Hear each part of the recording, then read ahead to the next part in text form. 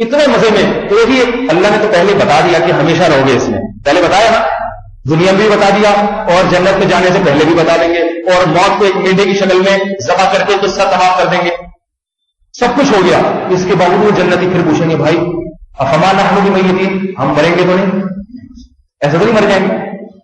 اللہ بتا رہے نہیں مرو گے, لیکن یہ اللہ ان کی دل کی کیفیات کو, کیونکہ اتنی لذت کہ ان کو یہ ڈر کہ اللہ نے وعدے تو کیے ہیں لیکن کہیں ایسا نہ ہو کہ ہم مر جائیں, ایسا نہ ہو, اتنی لذتیں چھن نہ جائیں ہم سے. افما نحن بمیتین, ہم کہیں مریں گے تو نہیں اور ہمیں دوبارہ ہمیں کوئی جہنم میں تو نہیں پھیرا جائے گا, بس معاف ہو گیا جو ہونا تھا, جو سزا ملنی تھی مل گئی. پھر اس کے بعد کہیں گے ان ھذا لہو الفوز العظیم, پھر کہیں گے خدا کی قسم یقیناً یہ بہت بڑی کامیابی ہے, بہت بڑی کامیابی کہ اس میں موت نہیں ہے, تکلیف نہیں ہے, لا مقطوعۃ ولا ممنوعہ, کبھی یہ نعمتیں ختم نہیں ہوں گی, کبھی ان پر پابندی نہیں لگے گی کسی بیماری کی وجہ سے, یہ اللہ تعالیٰ کے حکم سے کوئی پابندی نہیں لگے گی ان کے اوپر.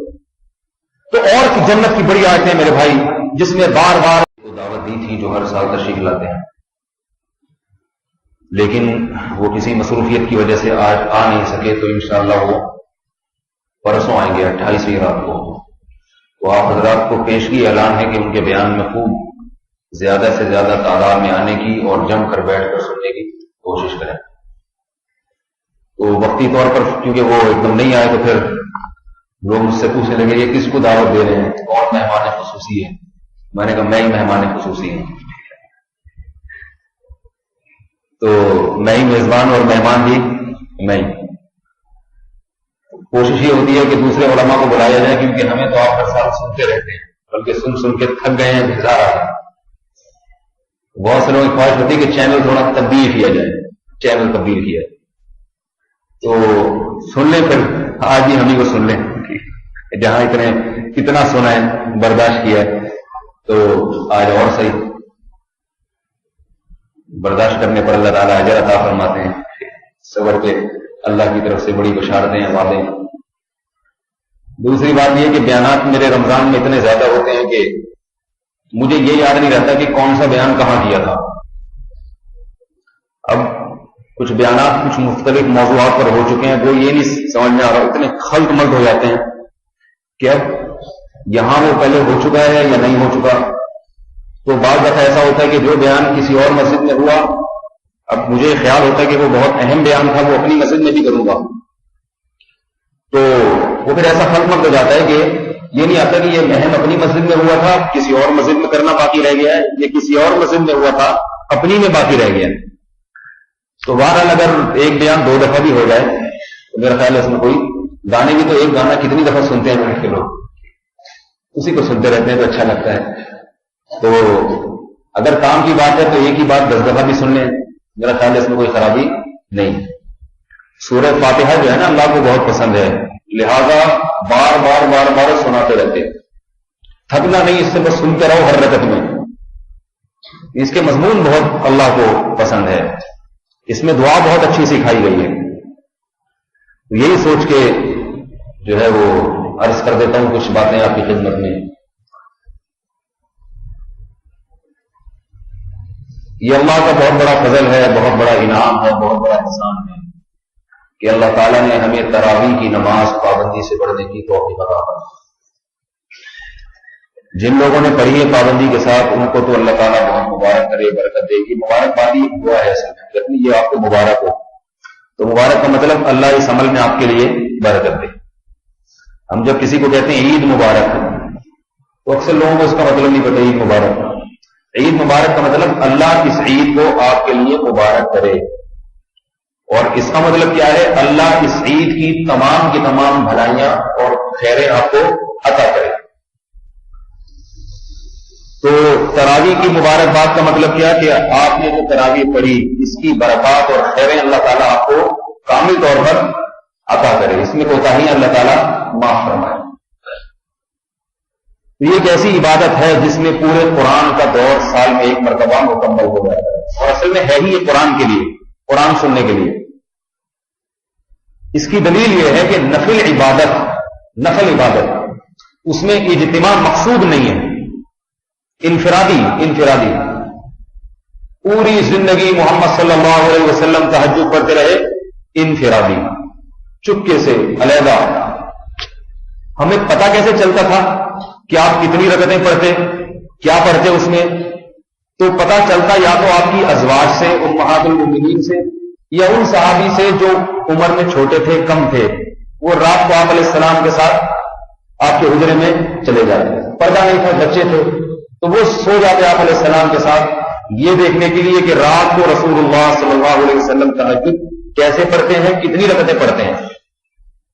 ان میں 2 صحابی مشہور، عبداللہ بن عباس اور عبداللہ بن مسعود رضی اللہ تعالیٰ عنہ، یہ 2 مشہور صحابی ہیں جنہوں نے آپ صلی اللہ علیہ وسلم کے رات کے معمولات کو خصوصیت کے ساتھ بیان کیا ہے. تو نفل عبادت میں کیا ہے؟ چپکے سے، مخفی طریقے سے، رات کے اندھیروں میں، گھر میں. مسجد نبی علیہ السلام کے گھر کے ساتھ ملی ہوئی تھی. جیسے یہ محراب ہے نا، دروازہ کھولا محراب کا تو حجرے، اللہ کے نبی کا جو حجرہ شریف تھا اس میں حجرہ شریفہ میں آپ صلی اللہ علیہ وسلم کا قدم پڑتا تھا، ساتھ ملا ہوا گھر. لیکن اس کے باوجود تہجد آپ گھر کے اندر پڑھ رہے ہیں، مسجد میں آ کے نہیں پڑھ رہے، تاکہ انفرادیت ہو. اس میں جماعت کی نماز نہیں ہوتی تھی تہجد میں. البتہ ایسا ہوتا ہے کہ اللہ کے نبی کو بعض مرتبہ صحابہ دیکھ لیتے کہ آپ نماز پڑھ رہے ہیں تو چپکے سے پیچھے آ کے کھڑے ہو جاتے. بعض دفعہ 2 بھی ہو جاتے، بعض دفعہ 3 بھی ہو جاتے. تو یہ چپکے سے کھڑے ہونا یہ کوئی نبی علیہ السلام کی طرف سے خصوصی اعلان نہیں ہوتا تھا کہ سب لوگ تشریف لے آئے، تہجد کا وقت اتنے بج کے اتنے منٹ پہ میں شروع کروں گا نماز.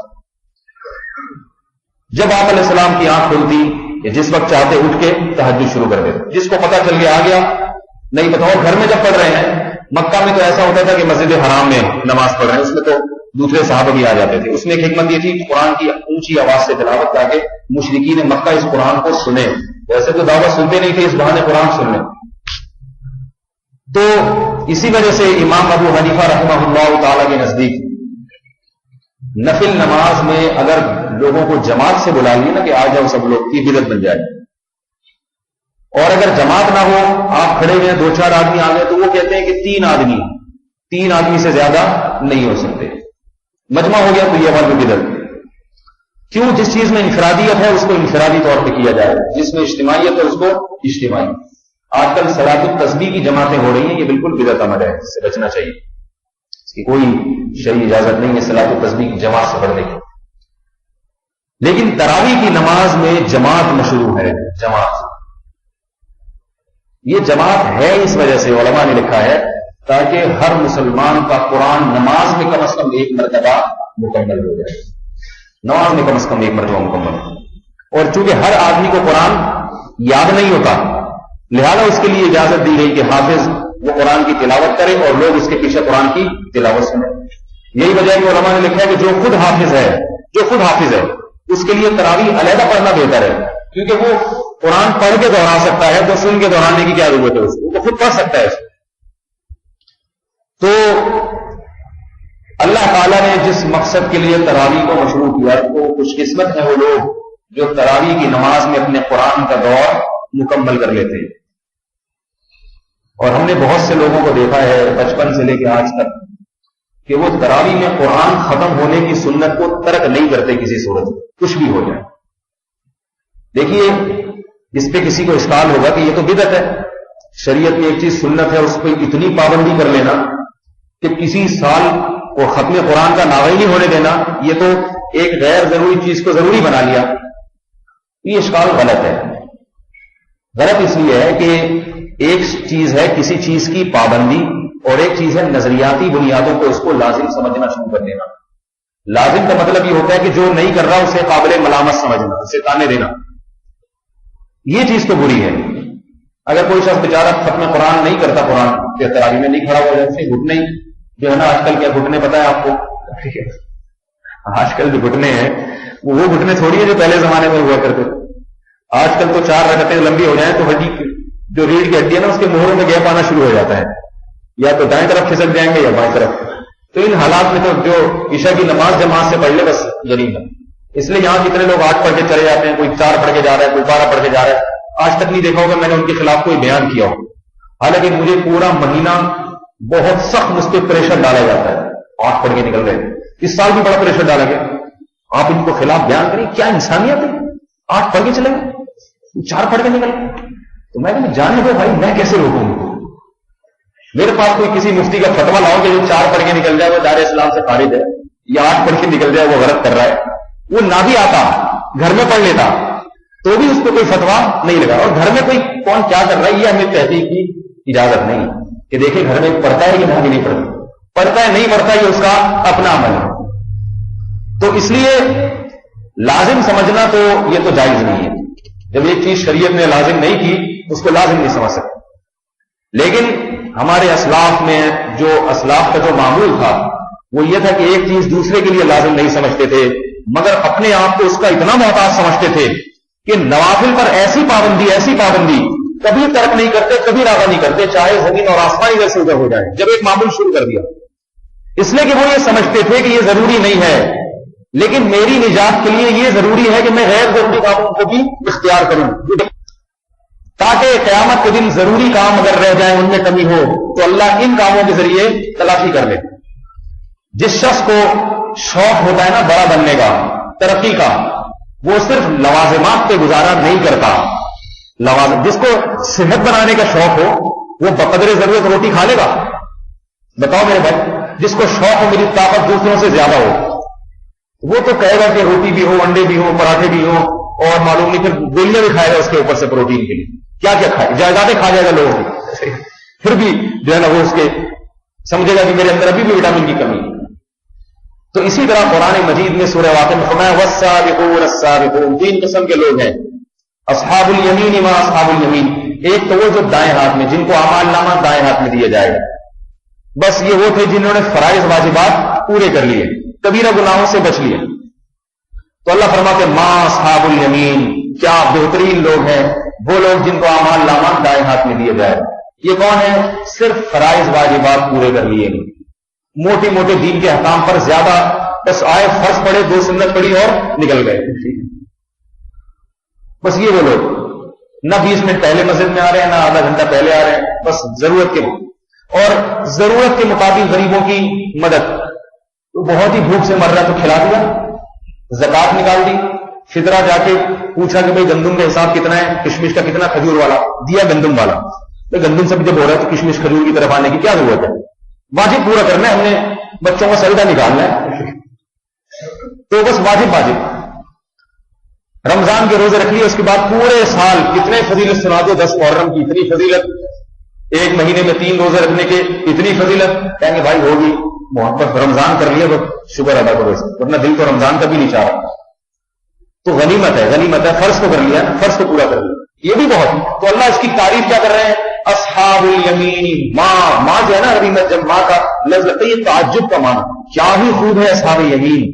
हालांकि इन्होंने तो सिर्फ फॉर्मेलिटी पूरी की है, कानून मोटा मोटा पूरा किया है, सिर्फ 40 नंबर से जो पासिंग मार्क्स है वो लेकर आए ये लोग, लेकिन अल्लाह फरमाते मेरे यहां सिर्फ पूरा पास होने वाला, बस फेल ना हो, तरक्की पास होने वाला ना, जिसको कुछ तो कुछ इसने किया, कुछ मैंने तरक्कियां देके पास कर दिया इसको, क्योंकि अल्लाह भी तो कुछ करते हैं थोड़े बहुत, चल भी तू गुनाह से बच रहा है तो 2-4 मैं वैसी गरीबी में माफ कर लूंगा, मैं रहमुर राहिमीन हूं, कुछ तू कर ले, कुछ थोड़ा सा, कुछ मैं थोड़ा कर लूंगा, कुछ तू कोशिश कर, कुछ मैं, मेरी मगफिरत काम आ जाएगी।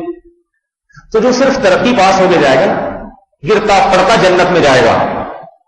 अल्लाह ने उसके बारे में क्या फरमाया? अस्हाबुल यमीनी मा अस्हाबुल यमीन, क्या ही खूब है वो भी जो अस्हाबुल यमीन में से, क्या ही खूब। आप अंदाजा लगाइए कि जिसको अल्लाह कह रहा हो, गोया बज़बान हाल अल्लाह ये बता रहे हैं कि मुझे खुद ताज्जुब हो रहा है उस जन्नत पे जो मैं अस्हाबे यमीन को दूंगा, कितनी खूबसूरत जन्नत और कैसी नेमतें उसको दूंगा मैं। ये उस शख्स को जो सिर्फ वाजिब दर्जा पूरा करके आया हो, क्या खूब जन्नत दूंगा मैं उसको। तो यकीनन ये भी कम नहीं है, जन्नत थोड़ी सी मिल जाएगा, थोड़ी सी। मैं आपको एक हदीस सुनाता हूं जिससे पता चलता है कि थोड़ी सी जन्नत भी कैसी होती है। हदीस में आता है, सहीह मुस्लिम की हदीस, रसूलुल्लाह सल्लल्लाहु अलैहि वसल्लम ने फरमाया कि अहले ईमान में, काफिर तो जन्नत में जाएगा ही नहीं, अहले ईमान में फिर मुख्तलिफ दर्जात हैं, कुछ पहले, कुछ थोड़ा बाद में, कुछ और बाद में। तो सबसे बदबख्त तरीन मोमिन वो होगा जो सबसे आखिर में जहन्नम से निकलेगा, सबसे आखिर में। ये वो शख्स होगा जिसकी जिंदगी में कोई नेक अमाल थे ही नहीं। تو اس کو کسی رشتہ دار کی کوئی دور کا نکل آیا جو اللہ سے جس دن سے جنت میں گیا اس دن سے اللہ کے پیچھے پڑا ہوگا، اے اللہ میرا فلاں رشتہ دار، فلاں جاننے والا، فلاں دوست، اے اللہ میرا جہنم کی آگ میں جل رہا ہے، تو اسے نکال لے نکال لے نکال لے، پیچھے پڑا رہے گا۔ حدیث میں آتا ہے کہ جب اہل جنت جنت میں چلے جائیں گے، صحیح مسلم کی حدیث، جب اہل جنت جنت میں چلے جائیں گے اور اہل جہنم جہنم میں چلے جائیں گے، تو جنت میں جانے سے پہلے تو یہ کیفیت ہوگی نفسی نفسی، میں نکل جاؤں کسی طرح۔ یوم یفر المرء من اخیہ وامہ وابیہ، فرمایا باپ کو پہچاننے سے انکار کرے گا، ماں کو پہچاننے سے، بھائی کو پہچاننے سے، وفصیلتہ التی تؤویہ، جس خاندان نے ٹھکانہ دیا اس کو، یہ چاہے گا اس کو جہنم میں پھینک دو، مجھے میدان حشر کی سختیوں سے نکال لو کسی طریقے سے، ایک نیکی دینے کے لیے تیار نہیں ہوگا، ایک نیکی جب میدان حشر میں ہوگا اس وقت تو یہ کیفیت ہوگی کہ بس میں بچ جاؤں اس جہنم کی آگ سے، بچ جاؤں۔ یوم یجعل الولدان شیبا، ایسی سختیوں کا دن جو بچوں کو بوڑھا کر دے گا، تو اس وقت تو یہ کیفیت۔ لیکن جب اہل جنت، حدیث میں آتا ہے صرف ایک شخصیت جس کی یہ کیفیت نہیں ہوگی، پیغمبروں کی بھی یہ کیفیت ہوگی، پیغمبروں کی۔ لوگ آدم علیہ السلام کے پاس جائیں گے، انت صفی اللہ، آپ اللہ کے منتخب پیغمبر ہیں، ان اللہ اصطفیٰ آدم، اللہ نے کیا فرمایا، اللہ نے آدم کو منتخب کیا، انت ابو الناس، آپ تمام لوگوں کے باپ ہیں۔ بچہ جب بہت پریشان ہوتا ہے باپ کے پاس آتا ہے، تو آپ ہمارے والد ہیں، باپ ہیں، آپ اللہ سے سفارش کیجیے، درخواست کیجیے کہ جس عذاب میں ہم مبتلا ہیں، میدان حشر کی جن سختیوں میں ہم مبتلا ہیں، اللہ ان سختیوں کو ختم کر کے حساب و کتاب شروع کر دے، حساب و کتاب شروع ہو جائے۔ آدم علیہ السلام انکار کر دیں گے، فرمائیں گے نفسی نفسی، مجھے کس کی فکر ہے آج، مجھے اپنی فکر ہے، مجھے اپنی فکر ہے۔ مشہور لمبی حدیث ہے، حضرت موسیٰ علیہ السلام کے پاس آئیں گے، انت کلیم اللہ، آپ تو وہ ہیں جن کو قرآن میں اللہ نے سب سے زیادہ ذکر کیا ہے، کوئی پارا ایسا نہیں ہے جہاں حضرت موسیٰ کا تذکرہ تھا۔ وکلم اللہ موسیٰ تکلیما، اللہ نے موسیٰ سے خود کلام کیا ہے۔ وقربناہ نجیا، فرمایا ہم نے موسیٰ کو اپنے قریب کر کے اس سے سرگوشیاں کی ہیں۔ کیسے عجیب الفاظ ہیں، سرگوشی بہت ہی کوئی محدود ہوتا ہے نا، اس کو اپنے قریب کر کے اس سے سرگوشیاں کی جاتی ہیں۔ تو اللہ جو کوہ طور کے حضرت موسیٰ کو بلا کے ان سے ہم کلام ہوتے، اس کی تعبیر کیسے پیارے الفاظ سے فرما رہے ہیں، وقربناہ نجیا، اپنے قریب لا کے ہم نے اس سے سرگوشیاں کی، محبت کی باتیں کی ہم نے اس سے۔ ایسا مقام، ایسا مرتبہ، حضرت موسیٰ علیہ السلام فرمائیں گے نفسی نفسی، آج مجھے اپنی فکر، آج مجھے اپنی، میرا حساب نہ ہو، کیا آپ سے کیا حساب لیا جائے گا، آپ کی زندگی میں کیا گناہ ہے؟ فرمائیں گے کہ میں نے ایک قبطی کو، تھا وہ فرعون کا کافر، لوگ کہتے ہیں نا اسلام دہشت گرد دہشت گرد دہشت گردی، حضرت موسیٰ علیہ السلام اس کافر کو جو مکہ مارا تھا نا، اس کے قتل ہونے پر، حالانکہ وہ کافر بھی ظالم تھا، اس پر بھی اللہ سے اس وقت بھی توبہ استغفار کیا، اور قیامت کے دن بھی استغفار کریں گے۔ تو جو قرآن یہ تعلیمات نقل کر رہا ہو، وہ دہشت گردی کی تعلیم کیسے دے سکتا ہے؟ تو حضرت موسیٰ نے جب قبطی کو ایک لگایا مکہ، ارادہ اس کو قتل کرنے کا نہیں تھا، ارادہ اس کو قتل کرنے کا نہیں تھا، لڑائی چھڑوانے کا ارادہ تھا کہ دونوں لڑ رہے ہیں تو ایک اس کو لگے گا، باقی دوسرے کا پروگرام تھا یا نہیں تھا یہ اللہ ہی جانتا ہے، لیکن اس سے ایک مسئلہ ثابت ہو گیا کہ اگر کوئی نہ چھوڑ رہے ہو نا، جو لڑ رہے ہو، تو مکہ لگانا بھی کیا خیال ہے، یہ پیغمبر کی سنت۔ لہذا جب دیکھیں نا محلے میں دو آدمی لڑ رہے ہیں، پہلے پیار سے سمجھا بھائی چھوڑ دو، نہیں مان رہے نا، دونوں کو دو مکے لگائیں کھینچ کے، دونوں کو لگا، اس کے بعد پھر ان کی سنت آباد کیا ہے۔ اب بتاؤ کون غلطی؟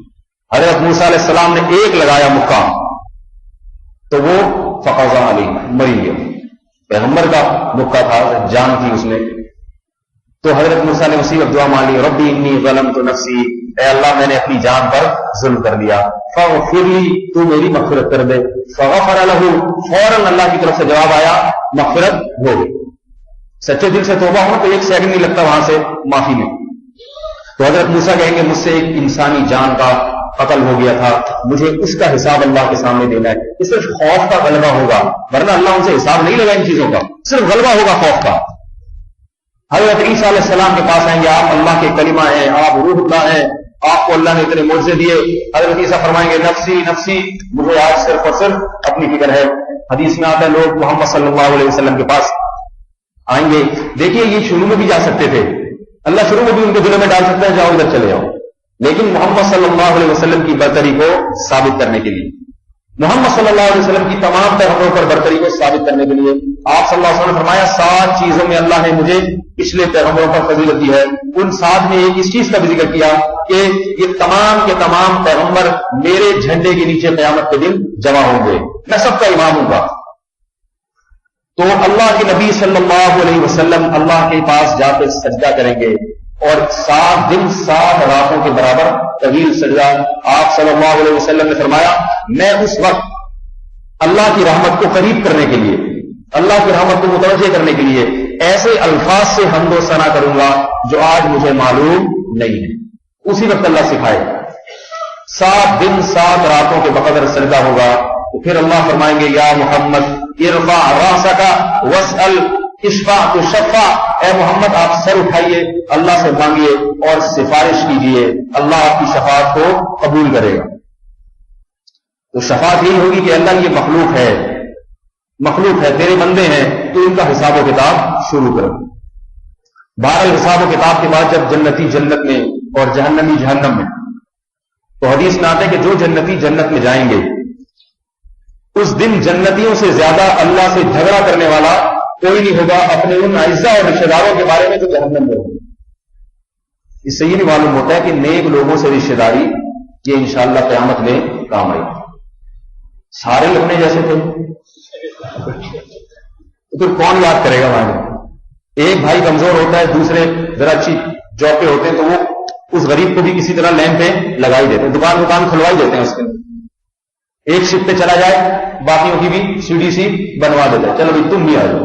ایک امریکہ نکل جائے جگاڑ تگاڑ کر کے, امریکہ نہیں تو کم از کم برطانیہ تک تو بھجوائی, ورنہ یہاں سے تو نکال ہی لیتا ہے, کم از کم یہاں سے نکال لیتا ہے. تو قیامت میں بھی ایسا ہوگا. فرمایا جھگڑیں گے اللہ سے, لڑیں گے, اے اللہ ہمارا فلاں عزیز فلاں رشتہ دار جو ہمارے ساتھ اٹھا بیٹھا کرتا تھا آج وہ ہمارے درمیان موجود نہیں ہے. ایسے مانگیں گے جیسے لڑ رہے ہیں. یہ بہت التجا سے مانگ رہے ہیں. جب کوئی بہت پیچھے پڑ جائے کہتے ہیں بھائی لڑائی تو نہیں کر, لڑ تو نہیں مجھ سے, ایسے اللہ سے مانگیں گے. تو اللہ تعالیٰ ان کے درمیان حد بندی کریں گے. حد بندی کا مطلب ایسا ہی نہ ہو کہ یہ تو سب کو ہی نکال کر لے آئے, سارے بدماش, سارے بڑے بڑے دہشت گرد جو اللہ نہیں چاہتے, اللہ کا غضب ابھی ان پہ ٹھنڈا نہیں ہوا, لیکن ان کی شفاعت کا فائدہ یہ ہوگا اللہ حد بندی کر دیں گے. کتنے لوگوں کو اس قسم کے لوگوں کو, جیسے ہوتا ہے نا کہ حکومت جب بہت زیادہ خوش ہوتی ہے تو جن کی سزا 14 سال کی تھی ان کی 7 سال کر دی گئی, اور جن کی 7 سال تھی ان کی سزا میں 4 سال گھٹا دیے, اور جن کی 1 سال سزا رہ گئی تھی ان کو حکومت نے خوش ہو کے رہا کر دیا, کیونکہ اگلا صدر اسی سے بنے گا. پھر اگلا صدر اور وزیر اعظم کا انتخاب تو پھر اسی سے ہوگا نا. تو یہ تو دنیا میں ہوتا ہے, آخرت میں بھی ایسا ہی ہوگا. سفارش کا فائدہ ہر ایک کو ہوگا, حتیٰ کہ کافر کو بھی سفارش کا فائدہ ہوگا, کافر کو بھی. لیکن یہ فائدہ نہیں ہوگا کہ جہنم سے نکل جائے, جہنم کے عذاب میں کمی ہو جائے. صحیح ہے مسلم کی حدیث, رسول اللہ صلی اللہ علیہ وسلم سے حضرت عائشہ نے پوچھا کہ یا رسول اللہ, ابو طالب آپ کی خدمت کیا کرتا تھا, اسلام کی مدد کی اس نے, اور غریبوں اور مساکین کو کھانا کھلایا کرتا تھا, تو کیا آپ صلی اللہ علیہ وسلم کے ساتھ اس نے جو کچھ تعاون کیا, مدد کی, کیا یہ تعاون قیامت کے دن اس کے کام آئے گا؟ آپ علیہ السلام نے فرمایا نہیں کا مطلب ایسے کام نہیں آئے کہ جہنم سے نکل ہی جائے. فرمایا البتہ یہ ہوگا کہ وہ جہنم کے نچلے طبقے میں ہوگا, تو اللہ میری شفاعت کی وجہ سے میں اپنے چچا کی شفاعت کروں گا. اس شفاعت کا فائدہ یہ ہوگا کہ جہنم کے سب سے اوپر کے طبقے میں, اور اس طبقے کا فائدہ یہ ہوگا کہ ان کی صرف پاؤں جہنم کی آگ میں ہوں گے, باقی جسم جہنم سے خارج. لیکن فرمایا اس پاؤں میں آگ کی جوتیاں پہنائی جائیں گی جس سے دماغ ایسے کھولے گا جیسے ہانڈی کھولتی ہے. اللہ ہم سب کو پناہ میں رکھے. یہ سب سے کم درجے کا عذاب. اور آپ علیہ السلام نے دوسری حدیث میں فرمایا جہنم میں سب سے ہلکا عذاب اس شخص کو ہوگا جس کے پاؤں میں آگ کی جوتیاں پہنائی جائیں گی, اور وہ یہ سمجھے گا کہ سب سے سخت ترین عذاب مجھے ہو رہا ہے, یہ سب سے ہلکا ترین عذاب ہوگا. تو فرمایا کہ سفارش کریں گے, اللہ حد بندی کریں گے, پیغمبروں کو بھی اجازت دیں گے, شہداء کو بھی. یہ جو ہم کہتے ہیں نا ایک حافظ 10 آدمیوں کو جنت میں لے کے جائے گا, یقیناً جائے گا تو صحیح, لیکن کب جائے گا, کیسے جائے گا, یہ اللہ ہی جانتا ہے. اگر تھوڑی بہت سزا تھی تو ممکن ہے جہنم میں جانے سے پہلے ہی آپ کو لے جائے. اللہ کہے سزا تو تیری اتنی بنتی تھی لیکن تیرا بیٹا حافظ سفارش کر رہا ہے, چل پہلے. اور یہ بھی ممکن ہے کہ سزا زیادہ بنتی ہو, اللہ تعالیٰ کہے کہ پوری سزا ہے لیکن آدھی کے بعد جنت میں لے جاؤں. تو اس لیے اعمال کا اختیار کرنا ضروری ہے, کیونکہ جہنم جو ہے نا وہ تھوڑی بھی بہت ہے, وہ تھوڑی سزا بھی اس کی بہت ہے. تو فرمایا نبی علیہ الصلوۃ والسلام نے نکالیں گے, پیغمبر کی سفارش کرتے رہیں گے, جب نکل جائیں گے پھر سفارش کرنا شروع کریں گے, یہاں تک کہ ایک وقت ایسا آئے گا کہ اللہ کہیں گے کہ جس نے پوری زندگی میں ایک نیکی کی ہے نا, ایک نیکی بھی کی ہے, اس کو بھی نکال کے لے آؤ.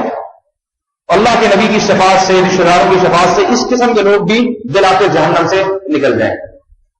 حدیث میں اللہ جبریل سے پوچھیں گے بتاؤ کوئی جہنم میں ہے؟ جبریل کہیں گے یا اللہ صرف وہ لوگ جن کی زندگی میں پوری زندگی میں ایک نیکی بھی نہیں, سوائے اس کے کہ وہ توحید پر ان کی موت واقع ہوئی تھی, لا الہ الا اللہ پڑھا کرتے تھے, یہ نیکی ان کے اعمال میں. اللہ پوچھیں گے کوئی ہے سفارش کرنے والا ابھی, کوئی باقی رہ گیا؟ حضرت جبریل علیہ السلام فرمائیں گے اللہ جس نے سفارش کرنی تھی کر لی, اب کوئی شفاعت کرنے والا باقی نہیں بچا. کیسے عجیب الفاظ ہیں. اللہ فرمائیں گے هل يبقى الا الرحمن, ابھی رحمان تو باقی ہے. یہ کیوں سفارش کر رہے تھے؟ ان کے یہ کچھ لگتے تھے, یہی رشتہ تھا, کوئی کسی کا چچا لگتا تھا, کوئی کسی کا بیٹا, شوہر ادھر بیوی ادھر, یا بیوی ادھر شوہر ادھر, ہر طرح سے معاملہ ہوگا. تو یہ تو کچھ لگتے تھے, امتیوں کو بھی نکال لیا نبی نے یہ کہہ کر کہ یہ میرے امتی ہیں. اب جو لوگ باقی رہ گئے تو اللہ ان کے بارے میں فرمائیں گے هل يبقى الا الرحمن, ابھی رحمان تو باقی ہے. رحمان کبھی تو ان سے کوئی رشتہ ہے خالق اور مخلوق کا, تو رحمان کی رحمت تو سب سے بڑی. اصل میں تو یہ بھی تو رحمان کی رحمت تھی, تو اللہ نے ان کو جہنم سے نکالنے کے لیے بہانے بنائے ہیں کہ سفارش کی شفاعت کی اجازت دی. تو حدیث میں آتا ہے اتنی مخلوق کو جہنم سے نکالا جائے گا, اتنی مخلوق کو, کیونکہ قرب قیامت میں جو لوگ ہوں گے, قرآن سے بھی پتہ چلتا ہے حدیث سے بھی, قرب قیامت میں جو لوگ ہوں گے نا, جیسے جیسے قیامت قریب آئے گی ان میں اعمال کی کمزوری اور صرف ایمان کی تھوڑی تھوڑی رمق باقی رہنا شروع ہو جائے. حدیث میں آتا ہے قرب قیامت میں ایک زمانہ ایسا آئے گا کہ وہ صرف لا الہ الا اللہ پڑھتے ہوں گے اور کہتے ہوں گے ہمیں نہیں پتا کہ یہ کیا ہے, چونکہ ہمارے باپ دادا یہ پڑھتے آتے تھے, باپ دادا پڑھتے تھے, ایک خدا کو مانتے تھے, تو ہم بھی بس ایک خدا کو ماننے والے ہیں, باقی ان کو کچھ پتہ نہیں ہوگا اسلام کیا ہے. ان کی زندگی صبح سے لے کے رات تک زنا میں, شراب میں, گناہوں میں مست ہوں گے. وہ بس کلمہ صرف اس لیے, یہ بھی نہیں کہ کوئی تحقیق کی انہوں نے, بس کلمہ بھی کیوں کہہ رہے ہیں, ہم نے اپنے باپ دادا تاریخی واقع ہے, ہم چونکہ ان کی اولادوں میں یا ہم بھی ایک خدا کو. اس سے پتہ چلتا ہے کہ ایمان میں تقلید بھی جائز ہے, باپ دادا کے راستے پہ چلنا بھی جائز ہے, بشرطے کہ باپ دادا مومن ہو. تو ایسے لوگوں کو بھی دلا کر اللہ تعالیٰ جہنم سے نکال لیں گے. تو جو آخر میں نکلے گا نا, سب سے آخر میں, جو اصل میں واقعہ بتانا چاہ رہا ہوں, یہ تمہید لمبی ہو گئی.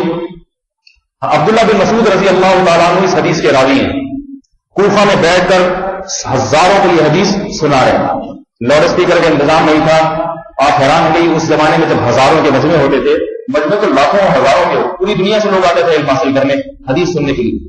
تو کوفہ میں حضرت عبداللہ بن مسعود رضی اللہ تعالیٰ حدیث سنا رہے, تو اس وقت حدیث کا طریقہ یہ ہوتا تھا, صحابی بولتے تھے اور ایک شخص جو عربی اور فارسی دونوں جانتا تھا وہ اس کو فارسی کا ترجمہ کر کے منتقل کرتا تھا. جیسے ہم نمازوں کی تکبیریں کہتے ہیں, یہاں سے وہاں, وہاں سے یہاں, وہاں سے وہاں, تو بالکل ایسے ہی ہوتا تھا. ایک نے عبداللہ بن مسعود نے یہاں سنائی, اس نے سن کے آگے سنائی, آگے والے نے آگے. تو تعلیم بھی, درس بھی اسی طرح سے ہوا کرتے تھے.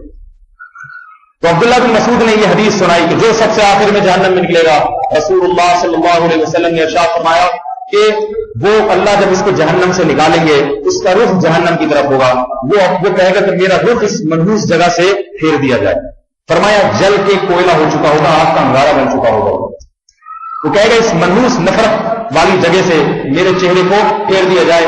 فرشتہ اس کے چہرے کو پھیرے گا, اسے غسل دیا جائے گا. اس کے بعد حدیث میں آتا ہے رسول اللہ صلی اللہ علیہ وسلم نے فرمایا, عبداللہ بن مسعود بیان فرما رہے ہیں کہ اس کے قریب اللہ تعالیٰ ایک درخت پیدا کر دیں گے چھاؤں والا, جہاں تپش اور گرمی نہیں ہوگی. تو وہ دعا کرے گا, تمنا کرے گا. وہ درخت اتنا دل نشین ہوگا اور اس کی چھاؤں ایسی ٹھنڈی ہوگی, وہ اللہ سے کہے گا اے اللہ میری ایک تمنا ہے, میری وہ تمنا تو پوری کر دے. اللہ کہیں گے کیا تمنا ہے تیری؟ اے اللہ تو مجھے اس درخت کے سائے تک پہنچا دے. تو اللہ کہے گا اے میرے بندے کیا میں نے تجھ پر یہ احسان نہیں کیا کہ تجھے جہنم کی جلتی ہوئی آگ سے باہر نکالا؟ کیا میرا یہ احسان تجھ پہ کم ہے؟ اب مزید کا تو مطالبہ کر رہا ہے. وہ کہے گا اللہ تیرا مجھ پر بہت بڑا احسان ہے کہ اس جہنم کی تپش سے تو نے مجھے نکالا. حدیث میں آتا ہے لیکن وہ درخت اتنا خوبصورت، جنت کے درختوں میں سے کوئی درخت ہوگا اتنا خوبصورت اور اس کی چھاؤں ایسی ٹھنڈی کہ وہ اللہ کو پتا ہوگا کہ یہ اس دعا مانگنے میں معذور ہے. تو اللہ سے کہے گا اے اللہ میرا تجھ سے معاہدہ ہے کہ صرف یہ تمنا میری پوری کر لے، اس کے بعد میں تجھ سے کبھی کوئی چیز نہیں مانگوں گا.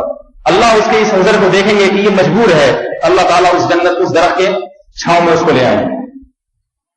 حدیث میں آتا ہے پھر جنت کے تھوڑا قریب ایک اور درخت پیدا کیا جائے گا جو اس سے زیادہ دل جنت کے جیسے جیسے قریب اس کا حسن و جمال بڑھتا چلا جائے گا.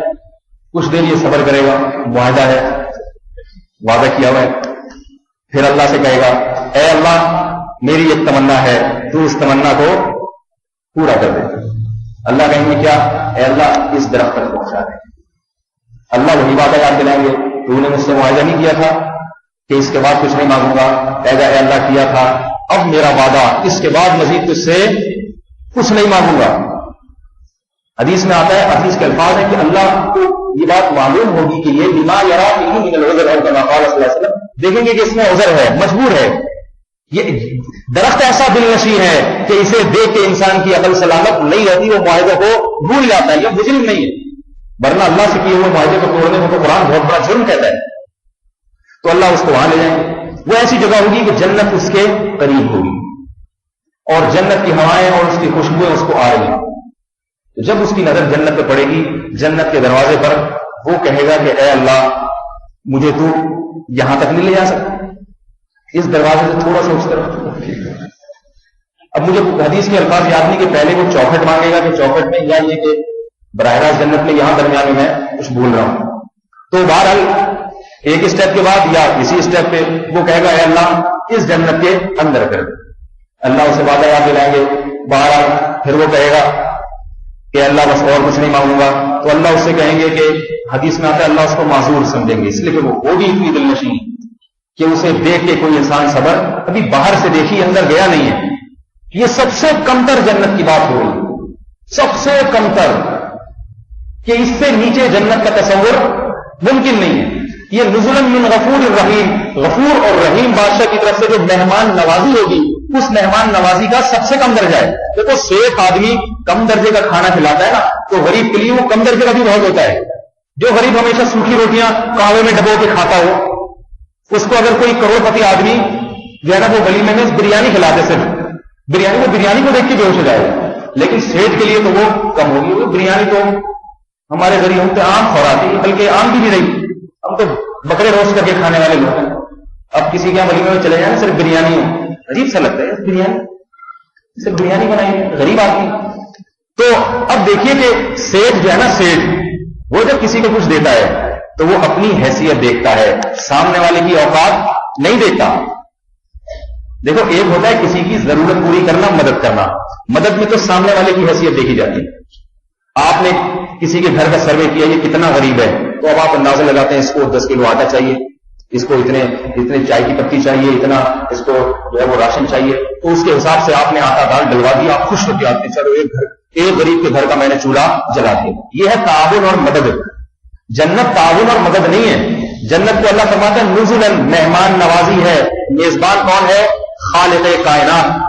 تو لہذا اللہ اس میں سامنے والے کی حیثیت نہیں دیکھتے، سامنے والے کی حیثیت نہیں دیکھتے. اور میزبان کیا دیکھتا ہے جب مہمانی کرتا ہے؟ میزبان ہمیشہ دعوت میں اپنی حیثیت دیکھ کے دعوت کرتا ہے، اپنی حیثیت دیکھ. وہ یہ نہیں دیکھتا کہ میں نے بلایا کن غریبوں کو ہے. آپ کبھی کسی شیٹ کی دعوت میں جائیں تو کبھی ایسا ہوا کہ دعوت میں دال چاول کھلا رہا ہوا؟ کبھی ایسا ہوا ہے؟ میرا خیال ہے ہوا ہے ایسا. کبھی آپ جواب نہیں دے. بہت بڑا سیٹ اچھا ہوا ہے، بہت ہی کوئی کنجوس قسم کا سیٹ. اچھا بوریوں میں پھر ان کی کوئی رسم ہوگی نا، وہ تو ان کے لیے اللہ بوری ہونے سے بچائے. جن کی سب سے بڑی ڈش دال چاول، یہ ان کے لیے یہی کہا. ان کو شاید قیامت میں دال چاول، ان کے تو دال چاول بھی مشکل لگ رہے ہیں. تو بہرحال میں اس کر رہا ہوں، دیکھیے کوئی سیٹ ہو بہت بڑا، بہت کروڑ پتی، اور کنجوس بھی نہ ہو, اس کو کنجوسی کا تانا بھی بہت برا لگتا ہو. جس کو کنجوسی سے تانے سے شرم ہی نہ آتی ہو وہ تو کچھ بھی کھلا سکتا ہے. وہ کہے گا لوگ زیادہ زیادہ باتیں بنائیں گے نا, اتنے بڑے سیٹ کی گرائے اور چائے پاپڑ کھلا دی کو بنا ہے تو خوش ہوگا. لیکن اگر وہ غیرت مند ہے, وہ کنجوسی کا تانا برداشت نہیں کرتا, تو آپ صبح شام دیکھتے ہیں دعوتوں میں لوگ اپنی دولت کی کیسے نمائش کرتے ہیں, قرضے لے کے کھلاتا تاکہ ہمارا غریب ہونا ثابت نہ ہو جائے گا. تو آپ سوچئے کہ جو خالق کائنات ہے, ساری کائنات کا خالق, خزائن السماوات والارض جس کے ہاتھ میں ہے, اور اس کو بخل اور کنجوسی کے تانے سے اتنی نفرت ہے. یہودیوں نے ایک دفعہ کہہ دیا ید اللہ مغلولہ, اللہ کے ہاتھ بندے ہوئے تھوڑا تھوڑا کر کے دیتے. اللہ کو اتنا غصہ آیا, فرمایا غلت ایدیہم, ان یہودیوں کے ہاتھ ہم نے باندھ دیے ہیں. بل یداہ مبسوطتان, میرے تو دونوں ہاتھ کھلے ہوئے ہیں. ينفق کیف یشاء, جیسے چاہتا ہوں خرچ کرتا ہوں میں. غصہ آیا نا اللہ کو. کنجوس کو اگر کوئی آپ تانا دے دیں, بڑا کنجوس ہے, بڑا پیسے بچاتا ہے, وہ کہے گا شکریہ. وہ کیا کہے گا, یہ تو ذرہ نوازی ہے. اس وقت ایک چور عدالت میں گیا تو جج نے کہا کہ تم نے بڑی مہارت سے جو ہے نا وہ پیسے چرائے ہیں. جج تو اس کی برائی کر رہا تھا, تم نے ایسے چوری کر کے آئے ہو کہ کانوں کان بھی کسی کو خبر نہ ہو. چور کہتا ہے جناب آپ پہلے ہیں جو میرے اس فن کی تعریف کر رہے ہیں, پہلے جج ہیں جنہوں نے میری حوصلہ افزائی کی کہ میں اتنی مہارت سے چوری کرتا ہوں. تو جو چوری کو برائی نہیں سمجھتا وہ تو خوش ہوگا نا اس میں, جو برا سمجھتا وہ شرم سے پانی پانی ہو جائے گا. تو یاد رکھیے اللہ کو چونکہ بخل سے نفرت, حدیث میں آتا ہے تخلقوا باخلاق اللہ, اللہ کے اخلاق اختیار کرو. اللہ سخی ہے تو تم بھی سخی بننے کی کوشش کرو. سخی اللہ کے قریب ہوتا ہے کیونکہ اللہ بھی جواد اور کریم ہے. تو اب اندازہ لگائیے کہ جنت ظاہر ہے کیسے اتنی دل نشیں نہ ہو, کیونکہ اللہ اس کو اپنی طرف سے اپنے بندوں کی مہمان نوازی کہہ رہا ہے. تو پھر وہ اللہ اپنی شان کے مطابق مہمان نوازی کرے گا اپنے بندوں کو.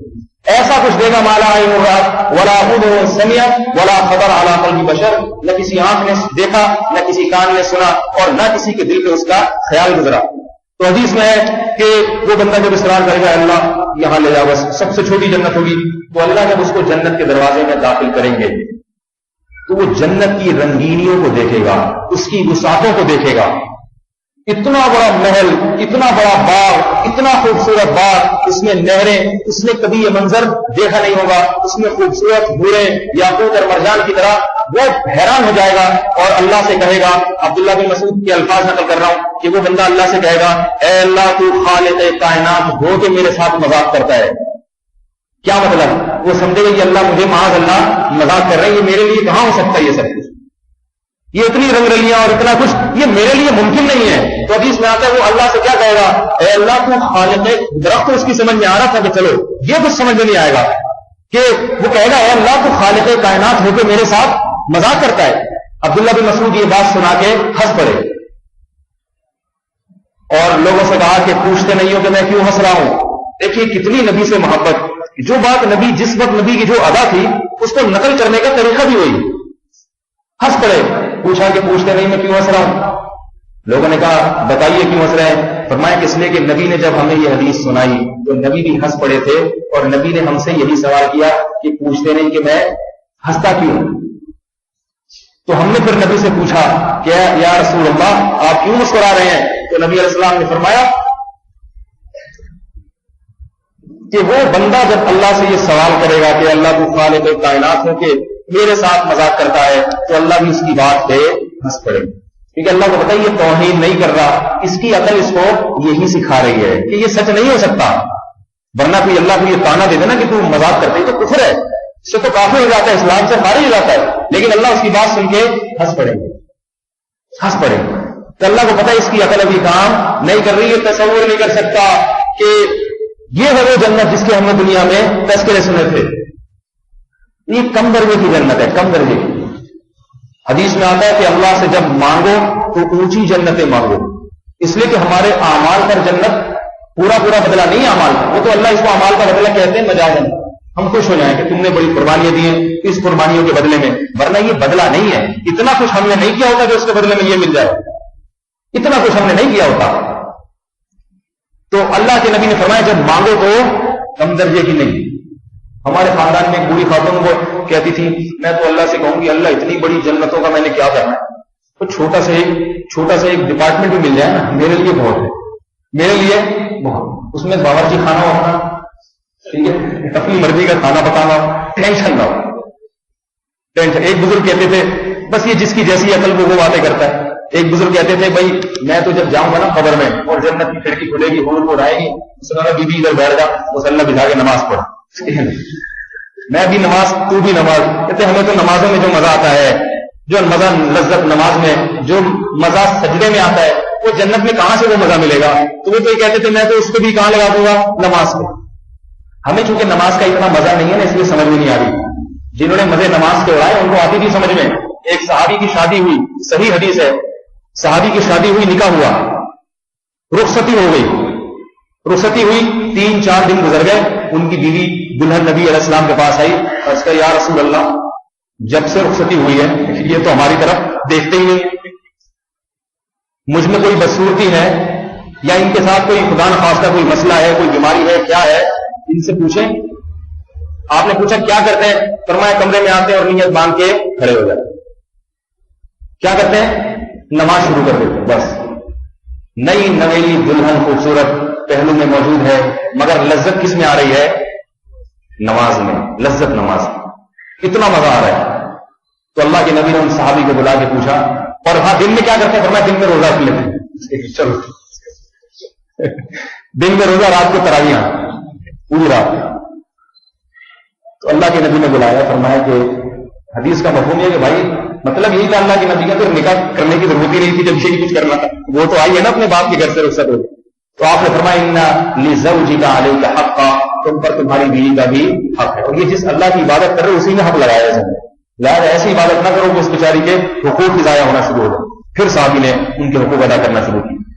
یہ لذت ہے, لذت. صحابی نے نبی سے نہیں سنی تھی یہ بات, خود سے شوق, خود سے شوق. معاذہ العدویہ بہت بڑی تابعیاں ہیں, حضرت عائشہ رضی اللہ تعالیٰ عنہ کی شاگردوں میں سے. ان کا نکاح تھا یا ان کی کسی بیٹی کا, مجھے ابھی پورا واقعہ نام یاد نہیں. تو جب رخصتی ہوئی نا, ان کے شوہر کو غالباً فضیل ابن عیاض کے بیٹے تھے. تو یقین سے ممکن ہے میں نام حوالے میں غلطی ہو سکتی ہے, لیکن بہرحال یہ واقعہ تابعین کے دور کا ہے. تو جب رخصتی ہوئی دولہا دلہن کے کمرے میں آئے. کمرے ہر دور میں سجائے جاتے ہیں دلہن کے, ہر دور میں. اس کو بھی دلہن کا کمرہ لوگوں نے, یہ کوئی اس کے خلاف نہیں ہے تقوی کے, وہ میں اس لیے کہہ رہا ہوں بعض لوگوں کا مسئلہ اتنا چلتا ہے کہ سادگی سے شادی, وہ اتنی سادگی سے کرتے ہیں یہ نہیں پتا چل رہا ہوتا کسی مرحوم کوئی مرحوم ہو گئے ہیں یہاں پہ, کسی کی میت ہو گئی ہے یا اس گھروں میں شادی ہو رہی ہے. تو یہ چیزوں کی اگر مالی گنجائش ہو تو اجازت ہے کپڑا ومڑا سجا دینا. خود بھی ہمارے حضرت سے ایک آدمی نے پوچھا, بہت ہی ان کو مسالہ زیادہ لگ گیا تھا, حضرت میری آج شادی ہو رہی ہے تو میں کچھ اچھے اچھے نئے نئے سے کپڑے پہن لوں, پگڑی وگڑی. ان کا خیال ہے کہ حضرت دان ہو شرم نہیں آتی, اسلام کو سادگی کی ترغیب دیتا ہے, بس دھوتی بنیان پہن کے چلے جیسے عام دنوں میں ہوتے. تو ہمارے حضرت نے فرمایا بھائی کیوں نہیں, موقع ہے, لوگ بھی آئیں گے ملیں گے تو اچھے کپڑے پہنو. فرمایا ایک حکمت تو یہ ہے, دوسرا یہ کہ لوگوں کو پتا چل جائے کہ دولہا یہ ہے, کپڑے دیکھ کے اندازہ ہو جائے. اور یہ پھر مجھے تو اس وقت ایک دفعہ میں نکاح کرانے کے لیے بیٹھا, پتہ ہی نہیں چل رہا تھا دولہا کون ہے. یہ حقیقت اسی مسجد کا واقعہ ہے. غلط پڑھاتے پڑھاتے اللہ نے بچا لیا, کسی اور پہ فٹ کر رہا تھا جا کے, بس یہ عین موقع پہ بچ گیا. کیونکہ جو غیر دولہا تھا نا وہ بہت سجا ہوا تھا, دولہا سول کپڑوں میں, اور جو اس کے ساتھ جو دوست احباب تھے وہ پگڑی اور وہ باسکٹ وغیرہ ایسی خوبصورت, اور سامنے آ کے بیٹھ گئے جیسے ان کی ہو رہی ہے. میں تو یہ سمجھ رہا ہوں بھائی یہی ہے.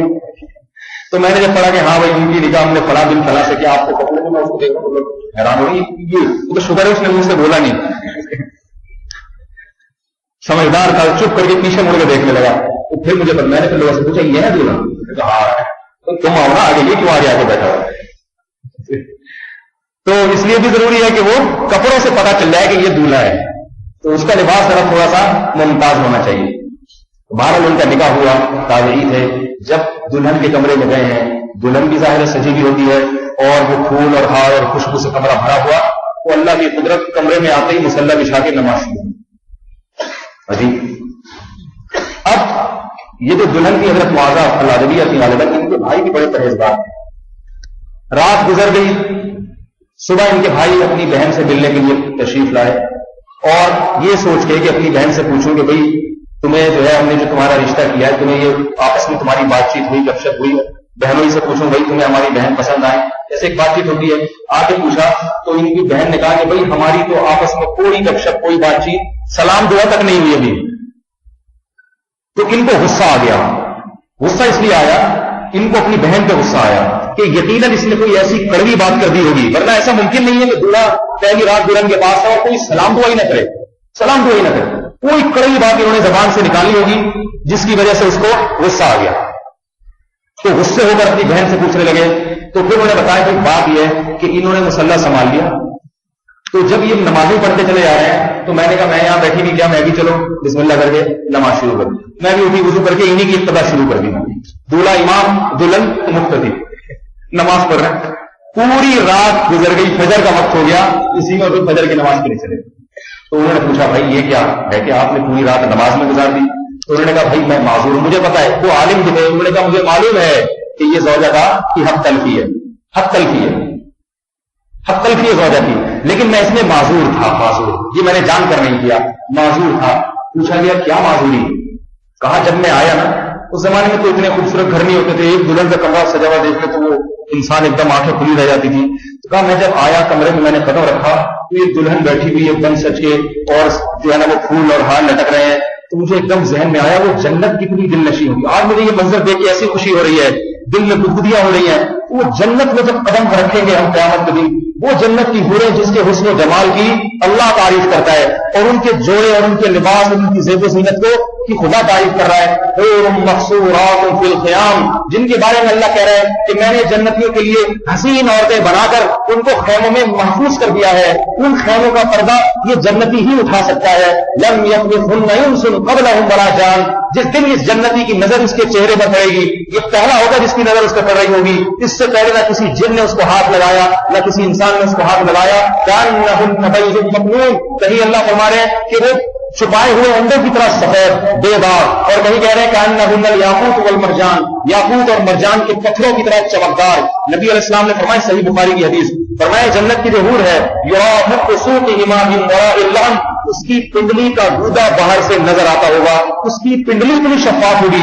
صحابہ نے سوال کیا یا رسول اللہ جنت کی حور انسان ہے، انسانوں میں تو ایسا ممکن نہیں ہے، ممکن نہیں ہے کہ پنڈلی کے اندر کا گودا بھی پنڈلی کے باہر سے نظر آتا ہو، اتنی شفاف دل، یہ کیسے ممکن ہے؟ تو مثال اس کی آپ نے فرمایا کیا تم نے دیکھا نہیں؟ قرآن کہتا ہے کہ انہن الیاقوت والمرجان، یاقوت اور مرجان کے پتھروں کی طرح ہے۔ فرمایا یاقوت اور مرجان کے پتھر میں اگر دھاگا ہو، کیا وہ دھاگا باہر سے نظر نہیں آتا؟ کتنا موٹا پتھر، کتنا مضبوط پتھر، لیکن شفاف اتنا ہے، اتنا شفاف۔ تو فرمایا کہ جب مطلب حدیث کا یہ کہ جب اللہ نے دنیا میں ایسی مخلوق پیدا کی ہے تو اللہ جنت میں ایسی عورتیں کیوں نہیں پیدا کر سکتے؟ تو کہتے ہیں کہ میرے ذہن میں یہ تصور آیا، یہ اس کمرہ دیکھ کر کے جنت کو اللہ نے کی انسانوں کے سجائے ہوئے کمرے ہیں، انسانوں کے سجائے ہوئے، انسانوں کے سجائے ہوئے، تو اللہ کا سجایا ہوا کیسا ہوگا؟ تو میں اس نعمت کو بھول کے اس نعمت کی فکر میں لگ گیا، اور میرے دل میں جنت کی اتنی لالچ پیدا ہوئی، میں نے کہا سجدے میں جا کے رو کہ اللہ سے جنت مانگو کہ اللہ یہ تو نے مجھے نعمت دی ہے، لیکن آخرت کی جنت کی نعمت سے مجھے محروم نہ کرنا، وہ مل جائے، وہ مل جائے، وہ اصل ہے۔ تو کہا بس میں ایسا حواس باختہ ہوا کہ میں پوری رات نماز پڑھ کے اللہ سے جنت ہی مانگ کر رہا ہوں، وہ مل جائے، وہ یہ چھوٹ جائے تو اتنا غم نہیں ہے، وہ نہیں چھوٹنی چاہیے۔ تو میرے بھائی یہ وہ لوگ تھے جو قدردان تھے، اور ہم وہ لوگ ہیں جو بے قدرے ہیں۔ ہمیں جنت کی طلب بھی ہے نا، اگر اتنی تھوڑی طلب ہے کہ وہ طلب ہمیں شاید جنت میں نہ پہنچا سکے۔ سابقوا الی مغفرۃ من ربکم، اللہ فرماتے ہیں اپنے رب کی مغفرت اور جنت کی طرف دوڑ لگاؤ، دوڑ۔ میں جلدی جلدی بیان کو سمیٹتا ہوں، بات لمبی سے لمبی ہو رہی ہے۔ تو میں نے جو بات شروع کی تھی اصحاب الیمین ما اصحاب الیمین، یہ کن لوگوں کو جنت دی جائے گی؟ جو دائیں ہاتھ والے ہیں، اور اللہ فرماتے ہیں یہ بھی بہت، اور یہ جو ہے جو صرف فرائض واجبات پورے کرتے ہیں۔ دوسرا طبقہ جو ان سے اوپر ہے والسابقون، بات میں نے تراویح سے شروع کی تھی نا، پابندی کرتے ہیں، بھئی فرض نہیں ہے پورے قرآن کو سننا، لیکن سنیں گے۔ ان کو اللہ کیا فرماتے ہیں؟ والسابقون السابقون، سبقت لے جانے والے، آگے بڑھنے والے نیکیوں میں بڑھنے والے۔ کہتے ہیں نہیں، جب اللہ کی رحمت ہے تو تھوڑی جنت جب اتنی دل نشیں، تو جو اونچی جنت ہوگی وہ کیسی ہوگی؟ وہ کیسی ہوگی؟ جیسے حدیث میں آتا ہے جب اللہ سے جنت مانگو تو جنت الفردوس، یہ سب سے اوپر کا مقام مانگو، کیونکہ جب اللہ کے فضل پہ ہی ملنا ہے تو پھر وہی جنت مانگو۔ اور جنت مانگنے کا مطلب یاد رکھیے ہمیشہ یہ ہوتا ہے کہ وہ اعمال مانگے جائیں جن پر وہ جنت ملتی ہے۔ یہ مطلب نہیں ہوتا کہ میں اسی حالت میں مجھے اس جنت میں پہنچا دے، یہ مطلب کبھی نہیں ہوتا۔ جب بھی کہا جاتا ہے اے اللہ مجھے جنت الفردوس کا وارث بنا، اس کا مطلب کیا ہے؟ وہ کام کرنے کی توفیق عطا فرما جن سے انسان جنت الفردوس کا وارث بن جائے۔ ان نے دعائیں دی ہیں، دعا بھی شامل ہے اس میں، اور وارث کون لوگ ہیں؟ قرآن نے ان کی صفت بیان کی، قد افلح المؤمنون الذین هم فی صلاتهم خاشعون۔ سب سے پہلی صفت، نماز بڑی دل جمی اور خشوع سے پڑھتے ہیں۔ جنت الفردوس کا وارث کون ہے؟ کون ہے؟ سب سے پہلی علامت کیا؟ نماز خشوع و خضوع۔ اس کا مطلب ہے جو نماز خشوع و خضوع سے نہیں پڑھتا جنت الفردوس کا تو بہرحال آپشن نہیں ہے۔ ممکن ہے نیچے والی جنت مل جائے گا، پڑھتا تو تھا، ٹھیک ہے، پڑھتا تو تھا، خشوع و خضوع آداب کے ساتھ، رعایت کے ساتھ، دل لگا کے۔ اور دوسری صفت جو جنت الفردوس کے وارث، عن اللغو معرضون، لغویات سے، لغویات کہتے ہیں جس کا نہ دنیا کا فائدہ نہ آخرت، اپنے وقت کو ہر وقت قیمتی بنانے کی فکر میں لگے رہتے ہیں۔ اور تیسری زکات ادا کرتے ہیں، اور کچھ صفات آگے بیان کی کیونکہ وقت تھوڑا تو میں بھی پھر اسی پر مکمل بیان شروع ہو جائے گا۔ بہرحال ان کو اللہ نے کیا فرمایا؟ والسابقون، جو پہل کرتے ہیں، وہ چاہتے ہیں کہ ہماری نیکیاں دوسرے سے زیادہ ہوں، جنت میں آگے نکل جائیں۔ دنیا میں تو کوئی بقدر ضرورت پر گزارا کرتا ہے، دنیا میں کیا بتاؤ میرے بھائی، ضرورت تو 4 روٹیوں سے پوری ہو جاتی ہے، لیکن ہر آدمی کہتا ہے بھائی جب اتنے مزے ہیں تو 4 روٹیوں سے تھوڑا بڑھنا چاہیے، روٹی کے ساتھ سالن بھی ہونا چاہیے۔ کسی کو روٹی کے ساتھ سالن مل رہا ہے تو وہ کوفتے والوں اور کباب والوں کے مزے دیکھتا ہے، یار یہ کیسے مزے مزے کی چیزیں، تو کاش میری آمدنی اتنی ہو کہ میں یہ کھانا شروع کر دوں۔ جب وہ یہ کھانا شروع کرتا ہے تو وہ دیکھتا ہے کہ یار اس سے بھی اوپر کے سکتے ہیں جو ہر روزانہ ہوٹلوں میں کھانا کھاتے ہیں، ان کے پاس اتنے ہیں کہ آج دل پسند اور آج متین، انہوں نے مجھے پیسے نہیں دیے، متین دل پسند والوں نے خوشی کے لیے یہ سینگ میں رکھے ہیں، ویسی مثال دے رہا ہوں میں۔ تو کبھی ادھر کبھی ادھر، تو ان کو دیکھ کے یار ہم گھر میں پکا پکا کھاتے ہیں، یہ ہر وقت فیملی کو لے کے باہر۔ تو دنیا کی حالت یہ تھوڑا تھوڑا ڈفرینس ہے، ان میں فرق بہت تھوڑا تھوڑا ہے، لیکن پھر بھی مسابقت کا کتنا شوق ہوتا ہے۔ تو جنت کے 2 درجات میں ایسے فاصلہ ہے جیسے زمین اور آسمان میں، اتنا کچھ۔ تو لہذا اس میں تو کوشش یہ ہونی چاہیے کہ میں کسی سے پیچھے نہ رہوں، تو اس میں نوافل کی بھی پابندی کرنی چاہیے، نوافل کی بھی پابندی۔ اللہ نے ان لوگوں کی پھر قرآن مجید میں تعریف کی، فرمایا والسابقون، سبقت کرنے والے، ان کو کیا ملے گا؟ فرمایا السابقون، وہ تو ہے ہی سبقت کرنے والے، یہ اللہ نے واضح کر دیا۔ بس خود سوچ لو ان کو کیا ملے گا، وہ تو ہے ہی سبقت کرنے والے، وہ تو سب سے آگے نکل گئے، وہ تو پھر نکل گئے سب سے آگے۔ تو میرے بھائی دیکھو رمضان کے تھوڑے سے دن باقی ہیں، ہمارا مقصد آخرت کی کامیابی ہے۔ ہمارا مقصد کیا ہے؟ ہم مسجد میں کیوں آتے ہیں؟ پیسے نہیں ملتے ہمیں مسجد میں آنے کے، کچھ بھی نہیں ملتا، بلکہ چپلیں چوری ہو جاتی ہیں عام طور پر، کچھ جاتا ہی ہے، آتا کچھ نہیں۔ لیکن ہم کس نظریے سے آتے ہیں کہ آج ہم اپنے رب کو راضی کریں گے، رب کی عبادت کریں گے، اس کو راضی کریں گے، غربا مساکین کا خیال کریں گے، مالی عبادت بھی، جسمانی عبادت بھی اگر ہم کرتے رہیں گے، شریعت کے احکام کو پورا کرتے رہیں گے، تو کل قیامت کی سختیوں میں اللہ ہمیں یاد رکھے۔ تو یہ ہمارا جذبہ ہے، اس کے لیے ہمیں جنت اللہ سے مانگنی چاہیے۔ ہمارے اسلاف کی عادت تھی راتوں کو اٹھ کے اللہ سے جنت بہت مانگتے تھے اور جہنم سے پناہ بہت مانگتے۔ حدیث میں آتا اللہ کے نبی جب بھی تلاوت کرتے جنت کی آیات آتی تو جنت مانگتے، جہنم کی آیات آتی جہنم سے پناہ مانگ۔ میں نے کہا رب کا قرآن سنا، مدینہ کے قاری تھے، اب تو شاید انتقال ہو گیا یا بوڑھے ہو گئے ہوں گے، المحیصنی ان کا نام تھا، بڑے مشہور وہ مسجد نبی میں تھے یا ریاض میں۔ تو میں بچپن میں ان کی کیسے بہت سنتا تھا تلاوت کی، عجیب قرآن پڑھتے تھے وہ۔ ایک تو وہاں کا ماحول ظاہر ہے بلاد حرمین برکت والی جگہ، اس ماحول کا بھی اثر ہوتا ہے۔ وہ قرآن پڑھ کے روتے بہت تھے، اور رونا بھی حقیقی رونا، رونے کی بھی کتنی قسمیں ہیں، کتنی آج کل ایک چینل آ ہے، میں نام نہیں لوں گا، وہ روتے روتے پاگل ہو جاتے ہیں۔ ہمارے حضرت اس پہ ایک شعر پڑھا کرتے تھے، نام پہ تیرے جان فدا ہو، حکم تیرا ایک بھی نہ ادا ہو۔ دعوے یہ ہو کہ نام پہ تیرے جان فدا اور حکم تیرا ایک بھی ادا ہو۔ تو وہ جو عرب شیخ تھے نا، وہ جب قرآن پڑھتے تو میں یہ دیکھتا کہ جنت کی آیت پہ اتنا روتے کہ سننے والے کو رلا دیا کرتے تھے، کوئی نہیں بھی رونا چاہ رہا ہوتا تھا اس کو رونا آ جاتا۔ اور جہنم کی آیت پہ ان کی عجیب کیفیت ہو جاتی، کیونکہ میں خود حافظ ہوں تو مجھے پتا چلتا تھا جہنم کی آنے والی آیت، تو ان پہ پہلے سے ہی کیفیات خوف کی تاری ہو جاتی پہلے سے ایسا، اور ان سے پڑھی نہیں جاتی تھی وہ جہنم کی آیات، پڑھی نہیں جاتی۔ تو جب ختم قرآن میں وہ جو فطر میں دعا مانگتے ہیں کھڑے ہو کر، انہوں نے جب دعا مانگی تو ان کی دعا کے الفاظ اتنے عجیب تھے، اتنے عجیب. میں نے اس وقت اللہ سے دعا کی، اے اللہ مجھے اتنی زندگی دے کہ مجھے ایک دفعہ زندگی میں ان کی زیارت اور ان سے مسافہ کروا دو، مجھے بڑی ان سے محبت اور عقیدت پیدا ہے. آج تک یہ تمنا ہے، آپ دعا کریں اللہ پوری کر دے. نام میں نے ان کا یاد کیا ہوا ہے، تو اللہ کرے زندہ ہوں. مجھے ان کا قرآن بہت پسند آیا، اور ان کی دعا، وہ دعا میں لگ رہا تھا، ان کی دعا سے لگ رہا تھا کہ ان کے دل میں امت کا واقعی بے پناہ جذبہ ہے، بہت جذبہ ہے. دعا کے الفاظ ایسے تھے. تو دیکھیے آج بھی لوگ ایسے موجود ہیں، اور اسلاف میں تو بے پناہ، جن کو قرآن سے اتنی محبت اور تلاوت سے اور جنت اور جہنم سے بچنے کی فکر اور جنت میں داخلے کی اتنی فکر تھی.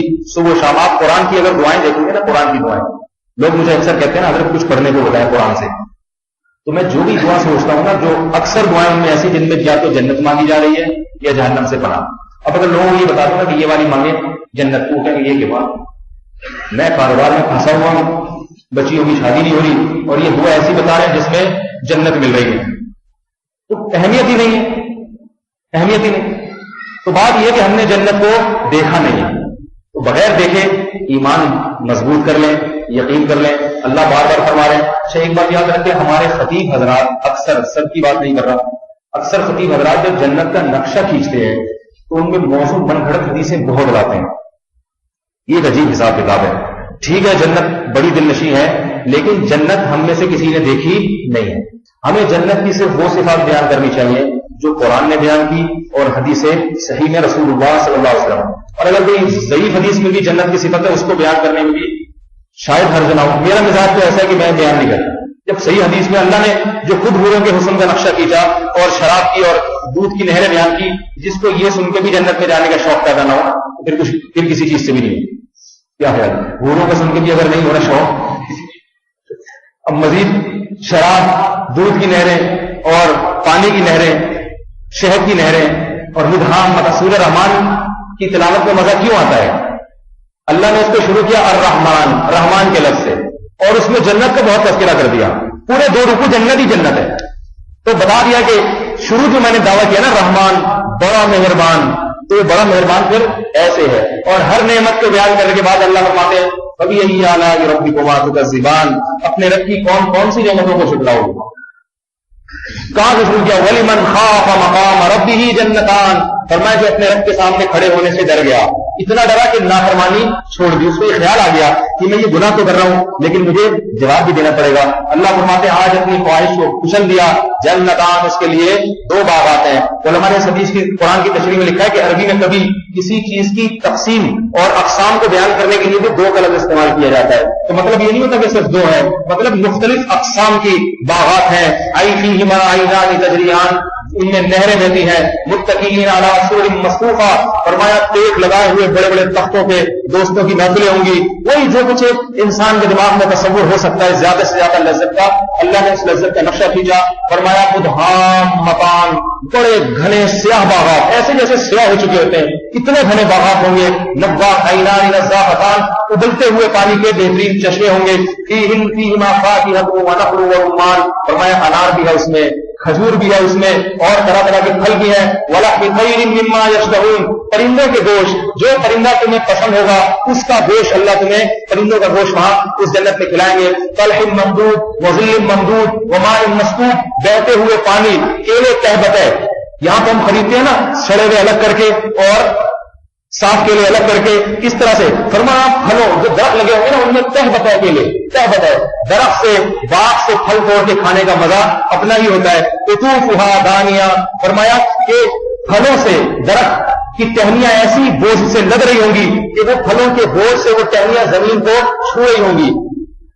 پھل کھانے کی لذت بعد میں، اس پھل کو دیکھنے کی لذت پہلے شروع ہو جائے گی. تبھی تو اللہ نے فرمایا آنکھیں ٹھنڈی ہو جائیں گی اس منظر کو دیکھ کر، آنکھیں ٹھنڈی. ایسا منظر. فیہن خیرات الحسان، فرمایا بہترین عورتیں، حسان حسن و جمال والی، قواعب اترابا، جوان ہوں گی، ہم عمر ہوں گی. قاصرات الطرف عین، اپنی نگاہوں کو شرم و حیا سے جھکانے والی ہوں گی. ایسے نقشے اللہ کیوں تعریفیں کرتے چلے جائیں، تعریفیں کرتے چلے جائیں. جہاں جنت کی بات آتی ہے پورا رکوع اللہ تعالیٰ جنت میں شروع کر دیتے. یلبسون من سندس واستبرق، فرمایا موٹا ریشم بھی ہوگا، باریک ریشم بھی ہوگا جو تم پہنو گے، اور تمہیں یحلون فیہا من اساور من ذهب، سونے کے کنگن اور سونے کے لاکٹ، سونے کے کنگن، یہ مردوں کا وہاں زیور ہوگا، مردوں کا زیور ہوگا، ساری زینت کا سامان۔ فرمایا تنازعون فیہا کأسا لا لغو فیہا ولا تأثیم، پڈے بھی ہوں گے جنت میں، جھگڑے بھی ہوں گے تمہارے، کیونکہ سارے شریف ہو نا، نیک نیک۔ میں ایک دفعہ چلا گیا، کسی نے مجھے بلایا تفریح کے لیے، سارے بڑے بڑے لوگ کو بلایا تفریح کے لیے، بہت ہی نیک تھے۔ اب تفریح کا مطلب یہ تھوڑی ہے نیک بن کے درود شریف تھوڑا سا کام ہو، تفریح تو پھر ٹھیک ہے وہ عبادت بھی کریں، لیکن تھوڑا تفریح بھی تو مجھے لے گئے۔ اب لے گئے تو کہا کہ وہ پارک میں جائیں گے، وہاں پتہ نہیں کہاں، میں بھی چلا گیا، کراچی سے باہر ہے، تھوڑا آؤٹنگ ہو جائے گی۔ میں وہاں گیا تو وہ اتنے نیک، نہ کوئی مذاق، سب سنجیدگی سے بول رہے کہ بھائی کھانے کی، جیسے تبلیغی جماعت آئی ہوئی، کھانے کی ذمہ داری کس کی ہے بھائی؟ ایک نے کہا میں کھانا بنا، یہ تفریح ہو رہی اب وہ جا کے کھانا بنا بھائی، اور وہ وضو کا پانی مجھے 3-4 سال ہو یاد نہیں ہے، میں آدھے گھنٹے میں انہوں نے کہا جائیں گے، انہوں نے کہا کل جائیں گے، رات ہم یہی گزاریں گے۔ بہت بھاری ہے بھائی، اتنا تو گھر میں بھی ہم جو ہے نا ٹینشن میں اتنی تفریح۔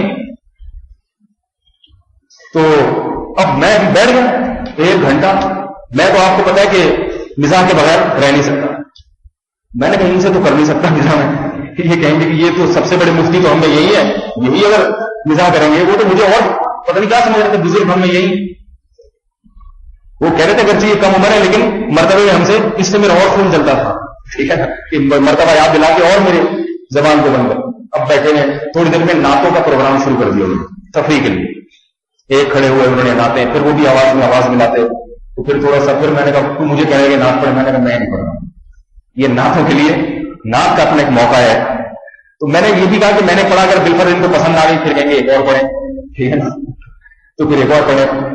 تو نتیجہ نکلا، میں نے پھر یہاں میں کسی جان پہچان والوں کو فون کیا، میں نے کہا میں بھاگوں کیسے یہاں سے، تو میں نے ان کو فون کیا ایسے ہی، میں نے کہا آپ مجھے کوئی ضروری فون کریں، ٹھیک ہے نا، کوئی ایسا فون کریں جس میں آپ کو بہت ضروری کام ہو مجھ سے، اور فوراً آپ مجھے بلا رہے ہیں، بہت ایسے ایمرجنسی ہے، اور جھوٹ بھی نہیں ہوگا کیونکہ وہ تو بات آپ مجھ سے کر رہے ہیں نا، مجھے تو پتا ہے کہ ایسے ہی، اور میں اسپیکر آن کر کے یا کسی ایسے طریقے سے بات کروں جیسے وہ تو بڑا مسئلہ ہو۔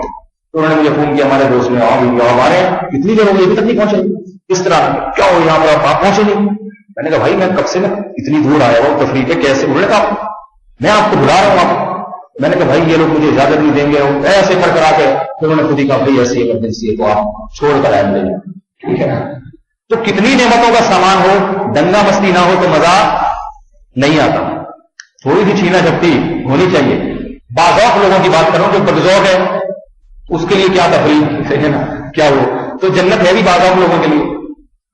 تو اللہ کیا فرماتے ہیں، یتنازعون فیہا کأسا، جب شراب کے پیالے وہ جنت کے بچے لے کر آئیں گے، اور بچے کتنے خوبصورت، قرآن کہہ رہا ہے اذا رأیتہم حسبتہم لؤلؤا منثورا، ان بچوں کی کثرت کو جو خدمت کے لیے اور ان کی خوبصورتی کو قرآن بیان کر رہا ہے، جب تم ان خادموں کو، ان بچوں کو جو جنت میں پھیلا دی ہم نے دیکھو گے تو ایسا لگے گا یہ انسان نہیں ہے بلکہ خوبصورت موتی ہے جس کے دانے ٹوٹ کے زمین پہ بکھر گئے ہوں، ایسے جنت ان موتیوں سے چمک رہی ہوگی۔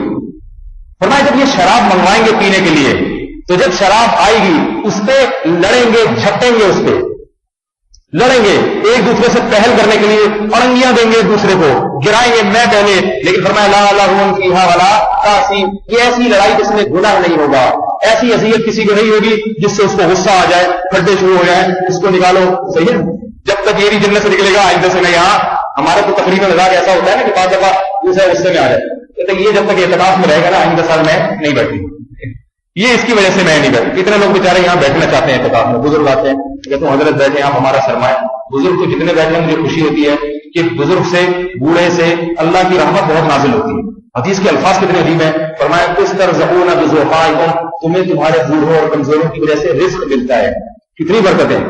میں کہتا ہوں جس گھر میں بوڑھا نہیں ہے وہ گھر خیر اور برکت سے خالی، برکت نہیں ہے اس میں۔ تو ہم نے کہتے ہیں، وہ کہتے ہیں یہ، کوئی کہتا ہے میں فلاں کی وجہ سے نہیں بیٹھا، کوئی کہتا ہے میں فلاں کی وجہ سے، تو یہ مذاق وہ ہے جو بےہودہ مذاق ہے۔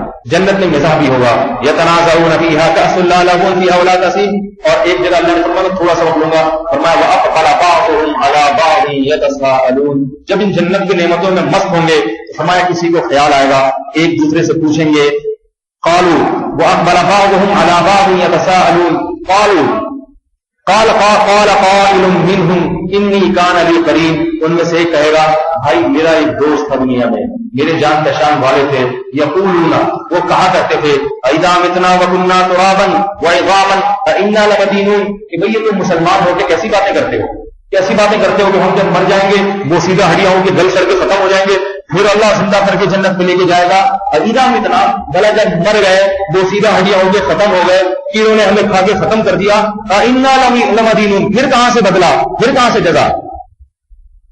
تو یہ جنتی کہے گا کہ ایسے لوگ دنیا میں تھے اور ہمارے جان پہچان والوں میں تھے، ہمارے ساتھ اٹھا بیٹھا کرتے تھے، تو اللہ فرمائیں گے هل انتم مطلعون، جو لوگ اس طرح کی باتیں کیا کرتے تھے کیا تم انہیں دیکھنا چاہتے ہو؟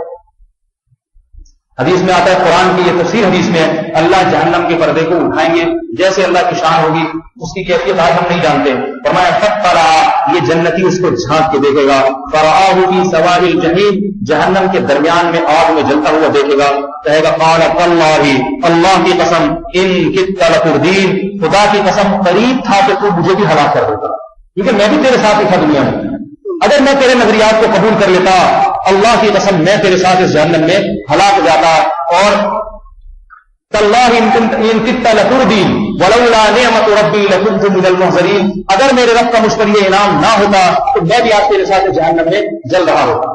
اس کے بعد وہ جنتی جب جہنم کا دروازہ بند کر دیا جائے گا تو وہ جنتی وہ جو کچھ نعمتوں میں ہوگا نا، لذتوں میں، اتنے مزے میں، تو یہ اللہ نے تو پہلے بتا دیا کہ ہمیشہ رہو گے اس میں، پہلے بتایا نا، دنیا میں بھی بتا دیا اور جنت میں جانے سے پہلے بھی بتا دیں گے، اور موت کو ایک مینڈے کی شکل میں ذبح کر کے قصہ تمام کر دیں گے، سب کچھ ہو گیا۔ اس کے باوجود وہ جنتی پھر پوچھیں گے بھائی افما نحن بمیتین، ہم مریں گے تو نہیں؟ ایسے تو نہیں مر جائیں گے؟ اللہ بتا رہے نہیں مرو گے، لیکن یہ اللہ ان کی دل کی کیفیات کو، کیونکہ اتنی لذت کہ ان کو یہ ڈر کہ اللہ نے وعدے تو کیے ہیں لیکن کہیں ایسا نہ ہو کہ ہم مر جائیں، ایسا نہ ہو، اتنی لذت چھن نہ جائے ہم سے۔ افما نحن بمیتین، ہم کہیں مریں گے تو نہیں اور ہمیں دوبارہ ہمیں کہیں جہنم میں تو نہیں پھیرا جائے گا، بس معاف ہو گیا جو ہونا تھا، جو سزا ملنی تھی مل گئی۔ پھر اس کے بعد کہیں گے ان ھذا لہو الفوز العظیم، پھر کہیں گے خدا کی قسم یقیناً یہ بہت بڑی کامیابی ہے، بہت بڑی کامیابی کہ اس میں موت نہیں ہے، تکلیف نہیں ہے، لا مقطوعۃ ولا ممنوعہ، کبھی یہ نعمتیں ختم نہیں ہوں گی، کبھی ان پر پابندی نہیں لگے گی کسی بیماری کی وجہ سے، یہ اللہ تعالیٰ کے حکم سے وہ پابندی نہیں لگے گی ان کے اوپر۔ تو اور جنت کی بڑی آیتیں میرے بھائی، جس میں بار بار اللہ فرمایا سابقوا الی مغفرۃ من ربکم وجنۃ عرضها السماوات والارض، فرمایا دوڑو اس جنت کی طرف جس کی چوڑائی زمین اور آسمانوں سے زیادہ ہے، اعدت للمتقین، ہم نے یہ تیار کر کے رکھی ہے، قرآن خوانیاں کرانے والوں کے لیے نہیں، دیکھیں جو ہے نا میت پہ تقسیم کروانے والوں کے لیے نہیں، اونڈے اور جو ہے نا ربیع الاول میں بریک ڈانس کرنے والوں کے لیے نہیں، فرمایا اعدت للمتقین، پرہیزگاروں کے لیے۔ یہ پرہیزگار کون ہیں؟ پہلی صفت جلدی بس یہ ترجمہ کر کے بیان ختم کرتا ہوں، الذین، کیونکہ اتنا جنت کا تذکرہ ہو گیا تو جنتیوں میں بھی تھوڑا تذکرہ ہونا چاہیے، کون جائیں گے، کون، کن کے لیے یہ پہلی صفت، الذین ينفقون فی السراء والضراء، پہلی صفت خوشی میں اور غم میں اللہ کی راہ میں خرچ کرتے رہے، پیسوں سے شروع کر دیا اللہ۔ پتہ چلا کنجوسوں کے لیے، بولے بھائی کنجوس سارے سے نکل گئے۔ پہلی صفت فی السراء والضراء، تنگی میں بھی وسعت۔ وسعت کا مطلب کیا؟ مالی فراوانی ہو تو بھی کرتے ہیں اور مالی پریشانی ہو تو بھی کرتے ہیں، یہ نہیں کہتے کہ تو حالات ایسے میں کیسے، ٹھیک ہے اسی حساب سے کرتے ہیں مگر ہاتھ ان کا رکتا نہیں ہے۔ یہ ہے جنت کے خریدار، ينفقون فی السراء والضراء والکاظمین الغیظ، جہاں غصہ جاری کرنا حرام وہاں اللہ کے لیے اپنے غصے کے کڑوے گھونٹ کو پی جائے، جہاں جائز ہے وہاں کو اجازت۔ والعافین عن الناس، اپنے حقوق سے دستبردار ہونے والے، ہاں جہاں حق لینے میں کوئی مسئلہ تو وہاں اس کے لیے دوسری آیت ہے، دوسری حدیث ہے، بعض دفعہ ایسا ہوتا ہے اپنا حق معاف کرنے میں مصلحت ہوتی ہے۔ فرمایا العافین عن الناس واللہ یحب المحسنین، اور آگے فرمایا والذین اذا فعلوا فاحشۃ، جب ان سے کوئی گناہ ہو جائے، بے حیائی کا کام ہو جائے، او ظلموا انفسہم، یا کسی اور طرح سے گناہ کر کے اپنی جان پہ ظلم کر بیٹھے، ذکروا اللہ، تو ان کو فوراً اللہ یاد آ جاتا ہے، فاستغفروا لذنوبہم, اپنے گناہ سے توبہ کر کے اللہ کو مناتے ہیں. ولم یصروا علی ما فعلوا, اس گناہ کے اصرار نہیں کرتے. یہ نہیں کہ کر لیا تو موت تک کرتے ہی رہو, اصرار نہیں کرتے, اس پہ چھوڑنے کی کوشش میں لگ جاتے. کتنی پیاری آئے, کیسی اللہ کی رحمت. اللہ یہ بھی کہہ سکتے تھے یہ وہ لوگ ہیں جن سے کبھی گناہ ہوتا ہی نہیں. اللہ نے فرمایا کہ کبھی ہو گیا توبہ قائد میں لگ جاتے ہیں, چھوڑنے کی کوشش میں لگ جاتے ہیں. تو یہ میرے بھائی صفات ہے. تو اللہ کرے کہ یہ تمام صفات ہمارے اندر پیدا ہو. تو جن حضرات نے قرآن سنا ہے اللہ ان کے سننے کو قبول فرمائے, اور جنہوں نے نہیں سنا تو میرے بھائی آئندہ بھی تھوڑے سے تراویح کی کچھ ایام باقی ہے, قرآن تو ختم ہو گیا تو الحم ترا والی پڑھ لیں, ٹھیک ہے نا, انگلی کٹا کے شہیدوں میں نام لکھوا لیں. اور ہمارے ہاں پڑھائیں گے بھی تراویح جو ہے نا قاری رشید صاحب, وہ تھوڑی سی اور مختصر بھی پڑھاتے ہیں. تو میرے بارے میں کچھ لوگ وہ شکایتیں بہت کھینچ لیتے ہیں, بہت لمبی تراویح کر دیتے ہیں, تو وہاں پڑھ لیں. اور آئندہ کے لیے کوشش کریں. ٹھیک ہے مستحب ہے, سنت ہے, فرض واجب نہیں ہے, لیکن اگر سنت ہے اور وہ کر لے سنت تو بری بات تو نہیں ہے نا کرتا ہے. تو آئندہ سے عزم کر لیں کہ انشاءاللہ رمضان میں تراویح کا ناغہ نہیں کریں گے. اور یہاں یہ بات ہے, بعض لوگ عجیب بیوقوفی کرتے ہیں, 20 رکعت تراویح پڑھیں گے فجر کی نماز میں رہ جائیں گے. یہ پھر حماقت کی سپرلیٹو ڈگری ہے, کیونکہ 2 رکعت جو آسان ہے, جو فرض ہے وہ نہیں پڑھ رہا, اور 20 رکعت جو مشکل ہے لیکن فرض نہیں ہے وہ پڑھ رہا ہے. اس کا مطلب تو کچھ نظریاتی خرابی کی دلیل ہے. یہ کس کی دلیل ہے؟ میں ذاتی طور پر ایسے لوگوں کو جانتا ہوں فرض چھوڑ رہے ہیں, مجھے ان کو یہ نہیں کہ وہ تراویح بھی چھوڑ دیں, پھر ان کا اچھا غلطی ہوگی اب تراویح بھی نہیں پڑھیں گے ہم, یہ مقصد نہیں ہے. لیکن یہ کیسی بات ہے کہ آپ محنت والا کام کر رہے ہیں تو فرض سے زیادہ ضروری ہے اس کی طرف توجہ نہیں دے رہے, تو تراویح بھی پڑھیں, وہ تو نہیں چھوڑیں کسی قیمت پہ, لیکن فرض تو بہرحال فرض ہے. تو فجر کی نماز میں جب میں نمازیوں کو دیکھتا ہوں, خدا کی قسم بلا مبالغہ ایمان تازہ ہو جاتا ہے. اتنی خوشی ہوتی ہے, اتنی خوشی ہوتی ہے. ایک تو اپنے شیخ حضرت مفتی رشید احمد صاحب کی سنت بھی یاد آتی ہے.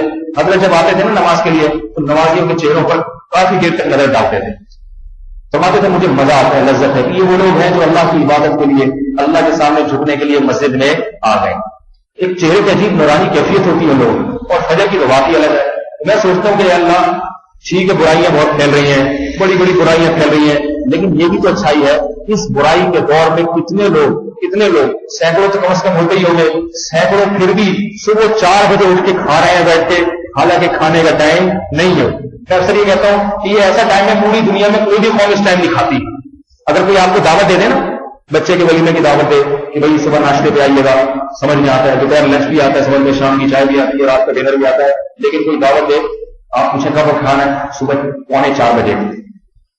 آپ کیا کہیں یہ کون سا ٹائم ہے یار, 3:45, سیدھا سیدھا بولو نہیں کھلانا. اور اگر آپ دعوت قبول بھی کر لیں گے نا, بہت اصرار کرے گا, جب 3:45 بجے کا الارم بجے گا وہ آپ کو آج اٹھائے گا, ہو جاؤ اگر تم 1,00,000 روپے دے دے نہیں پوچھنا, اس دعوت پہ 100 لعنت. پھر نظریہ جو رات وعدے کیے تھے وہ نظریہ فوراً تبدیل ہو جائے, یہ ٹائم ہے کھانے کا. اور اگر وہ ایک اور پک لگا دے ساتھ میں, وہ کہ ٹھیک ہے آپ نے کہا چل آ جاؤں گا 3:45 بجے, اٹھ بھی گئے, آپ اٹھ گئے آنکھیں بلتے ہوئے 3:45 بجے جا رہے ہیں کھانا کھانے, آنکھیں بلتے ہوئے. اب جب وہاں جا کے بیٹھے, اس نے کہا 4:15 تک اجازت ہے, 16 منٹ والا روٹی نوالا منہ سے نکال لوں گا میں کھینچ کے. کہیں گے بھائی تو ترسا کیوں رہا ہے, آپ یہی بولیں گے ترسا کیوں رہا ہے. بالکل یہی کام ہوتا ہے رمضان میں, اتنی محنت, یہ کھانے کا ٹائم نہیں ہے. نیند قربان کر کے اٹھ بھی جاؤ تو بھی کھانے کا دل پھر بھی نہیں کرتا. آپ نے دنیا میں کوئی جگہ وہ صبح اٹھتے ہی کچن میں جا کے کھانا شروع کر, اٹھتے ہیں دانت صاف کرتے ہیں, تھوڑا گھومتے ہیں, کچھ ایکسرسائز کرتے ہیں, کچھ پارک میں نکل کے 2-4 قدم چلتے ہیں, سمجھتے ہیں اس سے چربی بڑھ جائے گی ہماری, اتنا کچھ پائے وائے کھائے ہوتے ہیں, اور ایک چکر سے سمجھتے ہیں کہ ہم پتلے ہو جائیں گے. اس سے پتلا نہیں ہوتا, یاد رکھو, اتنے سے پتلا نہیں ہوتا. کھایا جتنا ہے نا اس حساب سے چلنا پڑے گا, ٹھیک ہے. تو کچھ مختلف کام, پھر آگے تھوڑا ریلیکس ہوتا ہے آدمی, پھر آگے بیٹھتا ہے, پھر بیگم سے کہتا ہے بیگم آدھا کپ چائے مل جائے گی, 1 کپ چائے مل جائے گی. تو یہاں سے آواز ہوتا ہے. اور ادھر کیا اٹھ رہے ہیں آنکھوں کو ملتے ہوئے, اٹھتے ہی ایسے جیسے کسی نے جیل سے قیدیوں کو نکالا ہو, اور پھر جا کے مجبوری ہے کیونکہ پتہ ہے نہیں کھایا, سارا دن پیٹ کمر سے چپکا رہے گا. وہ جو بات کا تصور ہے نا, یہ حالت ہوگی ہماری. اس شہری جو لوگ کھاتے ہیں نا سنت پر عمل کرنے کے لیے تھوڑی کھاتے ہیں, فرائض پہ عمل نہیں کرتے, فجر کی نماز نہیں پڑھتے تو سنت پہ کہو, اس لیے کھاتے ہیں کہ پیٹ کمر سے چپک نہ جائے, ایک مصیبت میں پڑ جائیں گے. تو اٹھ کے پھر نوالے چبا رہے ہو, جلدی جلدی کھاؤ. یہ بھی پانی پلا کے دو. پانی عام طور پہ ڈاکٹر کہتے ہیں کہ کھانا کھانے کے 1 گھنٹے کے بعد, تو جو حفظ ما تقدم انسان صحت کے اصول پہ چل رہے ہیں نا وہ تو 1-1.5 گھنٹے کے بعد. لیکن شہری میں ایسا نہیں ہو, پراٹھا بھی کھاؤ, یہ بھی کھاؤ, پانی بھی پیو. ٹائم نہیں, اگر 1-1.5 گھنٹے کا مطلب 13-14 گھنٹے ہو جائیں گے. بدہضمی ہونے دو. ایک صاحب رمضان میں بہت کھاتے شہری میں, ہمارے دوست کے صحت مند بھی بہت ماشاءاللہ, اتنا کھاتے. میں نے کہا بدہضمی نہیں ہوتی؟ کہتے ہیں ہوتی ہے. میں نے کہا پھر؟ کہہ رہے ہیں بھائی بدہضمی ہوتی ہے. جو کھاتا ہوں 10 بجے تک یہاں, 11 بجے تھوڑا سا خود ہی نیچے, 12 بجے اور نیچے, کیونکہ میدا بھی کہتے ہیں مزید کچھ امپورٹ تو ہو نہیں رہا. تو جو تیزابیت اور جو فاسد مادے فی الحال انہیں سے کام چلا. کہہ رہا میدا خود ہی جو ہے نا وہ اٹرم بدرم جو بدہضمی ہوئی ہے سب 4 بجے تک وہ تنگ آ کے سب کو خود وہ بھی ہضم کر دیتا. اور تو اس کو تو چاہیے نا, اس کو تو چاہیے, وہیں سے کھینچ کے نا اوپر سے تیزابیت کھینچنا شروع کر دیتا. کہہ رہا 4-5 بجے تک فٹ فاٹ ہو جاتا ہوں. تو شہری میں جتنی مرضی بدہضمی ہو جائے, بالآخر اثر مغرب تک ساری بدہضمی بھی ختم ہو چکی, وہ بھی خون کا حصہ بن چکی ہوتی ہے. تو میں یہ کر رہا تھا, دیکھو کتنا مجاہدہ ہے. صبح اٹھ کے جلدی جلدی کھاتے ہیں اور پتہ اتنے بج کے اتنے منٹ کے بعد کھانے پر پابندی. تو جو مسلمان یہ کر رہے ہیں, دیکھو اللہ کی عادت ہے, جہاں وہ نافرمانوں سے غضبناک ہوتا ہے وہ فرما برداروں سے خوش بھی بہت ہوتا ہے, خوش بھی بہت ہوتا ہے. فخر کرتا ہے کہ یہ میرے بندے ہیں جو راتوں کو اٹھ کے کھا رہے ہیں اور پھر فجر کی نماز کے لیے آ رہے ہیں. کیسے کھلے ہوئے چہرے ہوتے ہیں, رونق ہوتی ہے. تو مجھے بڑی خوشی ہوتی ہے کہ دل چاہتا ہے کہ ان کی منہ میں ان کی تعریف کروں. یہ بار بار کہ آپ لوگ بہت اچھے ہیں, بہت اچھا کر رہے ہیں, جو آ رہے ہیں آتے رہے, پھر کوئی حوصلہ افزائی کرنے والا ہو. تو یہ اللہ کی بہت بڑی نعمت ہے. تو میرے بھائی ہمت کر لیں, آج عزم کر لیں کہ انشاءاللہ پورے سال جتنی خواتین بیان سن رہی ہیں, جتنے مرد, سب عزم کر لیں انشاءاللہ پورے سال فجر کی نماز تکبیر اولیٰ سے پڑھیں. فجر جو پڑھ لے گا باقی تو پڑھ لے گا. عزم کرتے ہی نہیں کرتے, کیونکہ اب تو آپ اپنے میرے بیان بھی اب شاید مشکل ہی ہو. یہاں پہ کل 28 کو کس کا بیان ہے؟ 27 کو. کل میرا کہیں اور بیان ہے, یہاں تو نہیں ہوگا. 28 کو ہمارے استاد مفتی محمد ممتاز صاحب کا بیان ہے. 29 کو کس کا بیان ہے؟ ابھی تک کوئی انتظام نہیں ہوا. میرا وائرل کہیں اور ہے, میں نہیں آ کر سکوں گا. 30ویں رات کو شاید جامع میں بیان ہو جائے یا کہیں اور, اگر نہیں ہو تو تھوڑا ہلکا پھلکا بیان ہوگا. تو بیان تو بہرحال ابھی ہے.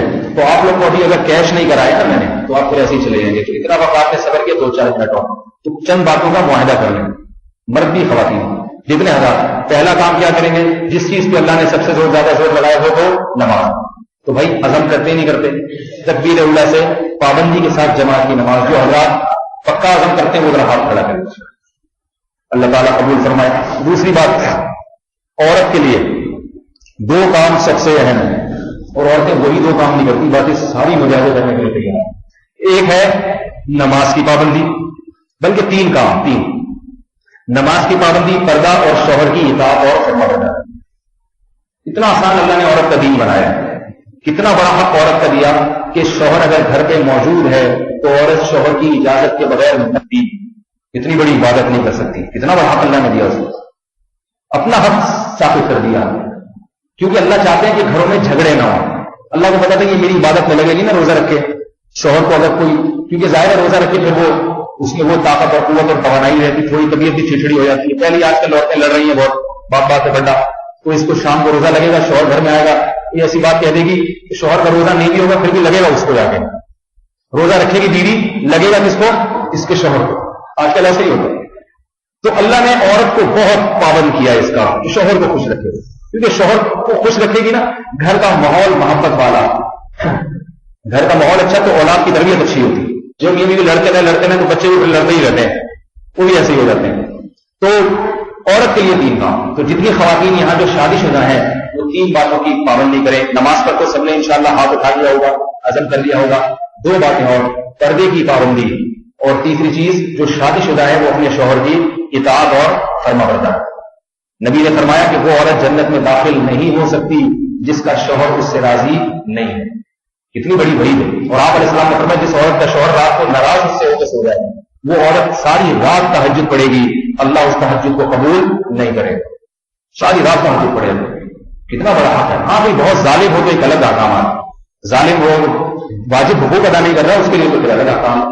تو یہ عزم کریں. تو جتنی خواتین ہیں, پردے کے بارے میں چچزاد بھائی ہے, خمیزاد بھائی ہے, ان سے بھی پردہ فرض ہے, تو ان سے بھی پردہ کرنے کی کوشش کریں. اور چوتھی بات, جتنے مرد یہاں بیٹھے ہیں تو ایک کام کا انتظام کر لیں. اگر یہ جو دن کی داڑھی نہیں ہے, آج سے عزم کر لیں کہ ہم داڑھی بڑھائیں گے. اس قدر فائدے کی بات ہو رہی نہیں مجھے. داڑھی انسان کو بہت سارے گناہ، واجب ہے ویسے بھی فرض ہے، داڑھی رکھنا سنت عمل نہیں ہے، ضروری ہے، نبی نے حکم دیا ہے، کاٹنے کی اجازت نہیں ہے، اور جتنے انبیاء ہیں کسی امت میں داڑھی کاٹنے کی اجازت نہیں ہے۔ تورات میں آج بھی لکھا ہے کہ موسیٰ علیہ السلام نے یہودیوں کو حکم دیا کہ داڑھیوں کو بڑھائیں، تو بھائی داڑھی بہت اہم حکم ہے۔ صورت کم از کم رسول اللہ صلی اللہ علیہ وسلم جیسی ہو، تو جتنے نوجوان ہیں ایک دفعہ ہمت کر لیں کہ داڑھی نہیں کٹائیں، کچھ بھی نہیں ہوگا۔ جنہوں نے رکھی بھی ان کو کچھ ہو رہا ہے کیا؟ شادیاں بھی ہو جاتی ہیں، ان کی ملازمتیں بھی ملتی ہیں، اور لوگ ان کے حسن و جمال کی تعریف بھی کرتے ہیں۔ ہم نے کوئی نہیں دیکھا کہ کسی داڑھی والے کو لوگ کہتے ہیں اچھے نہیں لگتا، سب اچھے لگتے ہیں۔ تو ہمت کر لیں، اس کے انشاءاللہ اجر ملے۔ داڑھی گناہوں سے روک دیتی ہے انسان کو، بہت سارے گناہ کرنا چاہتا ہے داڑھی کی وجہ سے نہیں کر پاتا، تو ہمت کریں گے نہیں کریں گے۔ اور آخری بات، والدین کی اطاعت اور فرما برداری، یہ گناہ ہمارے معاشرے میں بہت ہوگا۔ باپ سے بدتمیزی، ماں سے بدتمیزی، اس کی قرآن میں کوئی اجازت نہیں۔ میرا گلا بہت تھک گیا، ورنہ میں اس کو تھوڑا سا اس کو وضاحت کرتا کہ کیسے یہ حدود ٹوٹتا ہے، اس کی بہت زیادہ اس کی ضرورت ہے۔ اور کوشش کریں ہر ہفتے پوری زندگی یہ معمول بنائیں، پوری زندگی ہر ہفتے کسی نہ کسی عالم کا بیان ضرور سنیں، اس سے فائدہ ہوگا۔ اگر ابھی عمل کی توفیق نہیں ملی، کسی نہ کسی موڑ پہ انشاءاللہ عمل کی توفیق مل جائے گی۔ یہ دین آتا ہے علماء کے ساتھ اٹھنے بیٹھنے سے، علماء کی صحبت سے آتا ہے۔ تو اگر آپ کا تعلق علماء سے جڑا رہے گا علماء سے، تو انشاءاللہ اللہ کم از کم اتنی گارنٹی میں دیتا ہوں، اللہ کی رحمت سے امید ہے کہ موت انشاءاللہ ایمان کے واقع ہوگی۔ موت ایمان بھی بڑی نعمت۔ اگر گناہوں کی زندگی سے توبہ کی توفیق نہیں بھی ملی، نظریات درست رہیں گے، مرے گا مسلمان ہوں گے انشاءاللہ۔ اور اگر علماء سے تعلق ختم کر دیا، مولویوں کو برا بنا، یہ بھی مولوی ایسے، یہ بھی ایسے، فلانے بھی ایسے، تو پھر ایسے لوگوں کو ہم نے دیکھا دہریت کی طرف چلے جاتے ہیں، دہریت کی طرف، کافر ہو کے مرتد ہو کے مر۔ ٹھیک ہے مولوی برے ہیں، لیکن اچھے بھی مولوی ہوتے ہیں۔ ہم بھی مولویوں کو دیکھ کے دین، میں کالج میں تھا، مولویوں کو دیکھ کے، اچھے مولویوں کو دیکھ کے دین پہ آیا ہوں، ہم نے دیکھا کہ بھائی ایسے بھی ہوتے ہیں۔ تو آپ جو جس پر اعتماد ہو، کم از کم ہفتے میں ایک بیان اس کا، کسی بھی بزرگ کا، کسی بھی اللہ والے کو جو اہل حق ہے، ایسا نہ ہو کہ آپ وہ سمجھ شروع کر دیں، کسی بھی اچھے بزرگ کا کم از کم ہفتے میں ایک بیان، یہ عزم کرتے ہیں جتنے مرد اور عورتیں جو عزم کرتے ہیں ذرا ہاتھ کھڑا کریں پابندی کے ساتھ۔ اس میں شیطان پر گلائے تو بولے کہ فائدہ تو ہو نہیں رہا، عمل کی توفیق دی ہے تو ہر دفعہ کہتے ہیں لیکن مجھ سے تو عمل ہو نہیں رہا۔ چھوڑے نہیں، بولے سمجھ میں آئے نہ آئے، عمل کی توفیق ملے نہ ملے، شروع میں ضرور تو یہ عزم کریں۔ ہمارے ہاں بیان ہوتا ہے منگل کو عشاء کی نماز کے بعد، یہاں آنا چاہیں یہاں آئیں، کسی اور سے فائدہ ہو رہا ہے وہاں جائیں، تو جہاں فائدہ ہو وہاں آپ جائیں، ان کے بیان سنیں۔ اور یہ بات یاد رکھیں کہ فائدہ عام طور پہ اسی صورت میں ہوتا ہے جب انسان ایک سے تعلق قائم کرتا ہے جس پہ زیادہ اعتماد، بدل کے ہوتا پھر یہ کہ وہ انہوں نے یہ کہا بیان میں، یہ مولوی صاحب جو ہے یہ تو کہتے نہیں، یہ وہ والی بات تو نہیں ہے، تو کیڑے نکالنا شروع کر دیتے ہیں، اس سے برکت ختم ہو جاتی ہے۔ تو کوشش کریں گے نہیں کریں گے ہر ہفتے بیان سننے کا۔ اللہ تعالیٰ عمل کی توفیق عطا فرمائے، دعا فرمائے جو کچھ پڑھا ہے۔ یہ اور بھی پرچیاں لوگوں نے دعا کے لیے دی ہوئی، یہ میں تو یہ سرور صاحب شدید علیل ہیں، صحت یابی کے لیے دعا کی درخواست ہے، دعا فرمائے اللہ تعالیٰ ان کو صحت عطا فرمائے۔ عاقل بھائی کی بھتیجی شدید بیمار ہے، صحت یابی کے لیے دعا کی درخواست ہے، اللہ تعالیٰ ان کو بھی شفا کاملہ عاجلہ عطا فرمائے۔ کسی نے پرچی دی ہے میرے والدین بیمار ہیں، دعا کریں اللہ ان کو صحت دے، دل سے دعا ہے اللہ تعالیٰ ان کو صحت کاملہ عاجلہ عطا فرمائے۔ جنہیں دعا کی میرے کزن بیمار ہیں، اسپتال میں داخل ہیں، ان کی دعا کر دیں، ان کا نام راشد ہے، دعا فرمائے اللہ تعالیٰ ان کو بھی شفا کاملہ عاجلہ عطا فرمائے۔ الحمدللہ رب العالمین والعاقبۃ للمتقین والصلاۃ والسلام علی رسول الکریم وعلی آلہ وصحبہ اجمعین۔ اللهم صل على محمد وعلى ال محمد كما صليت على ابراهيم وعلى ال ابراهيم انك حميد مجيد ربنا ظلمنا انفسنا وان لم تغفر لنا وترحمنا لنكونن من الخاسرين۔ اے اللہ جو کچھ کہا سنا اسے اپنے دربار میں قبول فرما، اے اللہ اس میں جو کوتاہیاں ہوئی اپنے فضل سے معاف فرما، اے اللہ ہم نے جو قرآن کی تلاوت کی رمضان کے مہینے میں اللہ کو اپنے فضل سے اس تلاوت کو قبول فرما، اے اللہ اس میں جو کوتاہی ہوئی اپنے فضل سے معاف فرما، اے اللہ پڑھنے والے کو بھی اجر عطا فرما، اور اے اللہ تو اپنے فضل سے سننے والوں کو بھی پورا اجر عطا فرما۔ اے اللہ جنہوں نے پابندی کے ساتھ پوری دنیا میں جہاں بھی رمضان میں تراویح میں قرآن سنا، حرمین میں، مدینہ میں، پوری دنیا میں، پاکستان میں، ہندوستان میں، امریکہ میں، جہاں جہاں لوگ رمضان میں تراویح میں تیرے قرآن کی تلاوت سنتے رہے، اللہ تو ان کی اس عبادت کو قبول فرما، اے اللہ اس کا ثواب کامل طور پر اللہ ان کو اس کا ثواب عطا فرما، اے اللہ ہمیں ان لوگوں میں شامل فرما جو قرآن کے حلال کو حلال سمجھتے ہوں اور قرآن کے حرام کو حرام سمجھتے ہوں، اے اللہ ہمیں ان لوگوں میں شامل فرما کہ جو قرآن کے حلال کو حلال سمجھتے ہوں اور قرآن کے حرام کو حرام سمجھتے ہوں. اے اللہ تو نے اپنے نیک بندوں کی جتنی قرآن میں صفات بیان کی ہیں، اے اللہ تو نے اپنے نیک بندوں کی جتنی قرآن میں صفات بیان کی، عباد الرحمن الذین یمشون علی الارض ہونا، تو نے کہا کہ تیرے رحمان بندے وہ ہیں جو زمین کے تواضع کے ساتھ چلتے ہیں، تکبر نہیں کرتے. ينفقون اموالهم سرا وعلانیۃ، تو نے اپنے بندوں کی صفات بیان کی، دن اور رات تیرے راستے میں اپنا مال خرچ کرتے ہیں. انما نطعمکم لوجه اللہ لا نريد منکم جزاء ولا شکورا.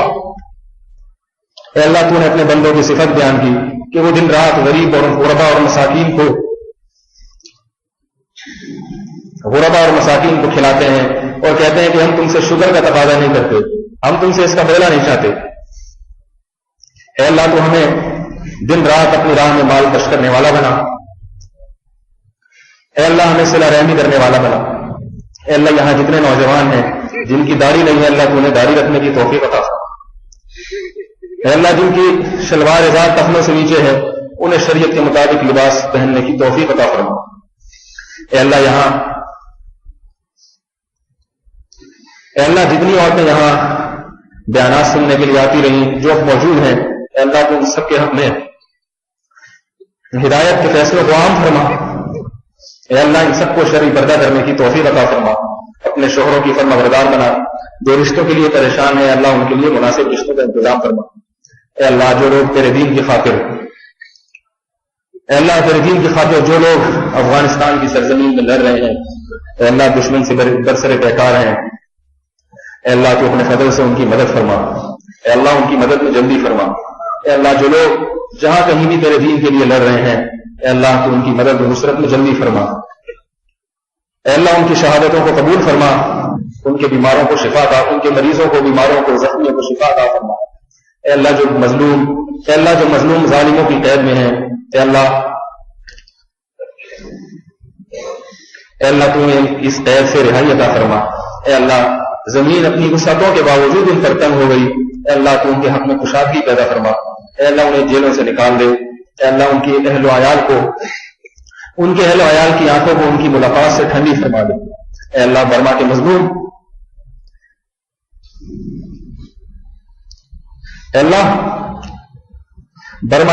مسلمانوں کی مدد فرما.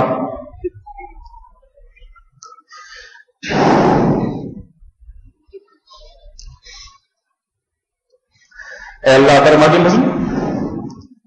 مظلوم مسلمانوں کی مدد فرما. جن ظالموں نے انہیں جلایا، اے اللہ تو انہیں جلا، تو انہیں جہنم کی آگ میں پھینک دے. اے اللہ جن ظالموں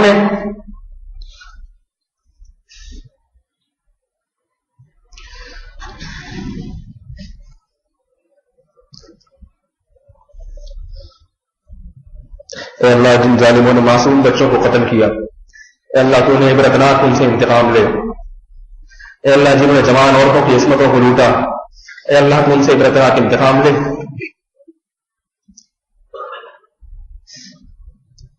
اے اللہ پوری دنیا میں مسلمان مظلوم ہیں، کمزور ہیں، لاچار ہیں.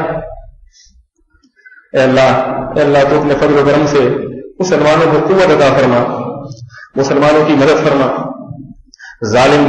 اے اللہ ان ظالموں میں جو ہدایت کے قابل ہیں تو ان کو ہدایت عطا فرما، جو ہدایت کے قابل نہیں ہے اللہ تو ان کو تباہ و برباد فرما.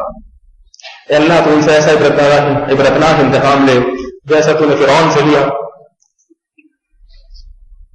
اے اللہ ان کو ایسے ہلاک کر جیسے تو نے قوم عاد اور قوم سمود کو ہلاک کی. اے اللہ ان کو تباہ و برباد کر دے جو مسلمان کمزوروں پہ ظلم کرتے ہیں. اے اللہ انسانیت کے ان ظالموں سے دنیا کو پاک کر دے. اے اللہ جس طرح آج ہم یہاں جمع ہیں، اے اللہ تو اپنے فضل سے ہمیں ایسے اعمال کی توفیق عطا فرما کہ اللہ ہم اسی طرح جنت الفردوس میں بھی جمع.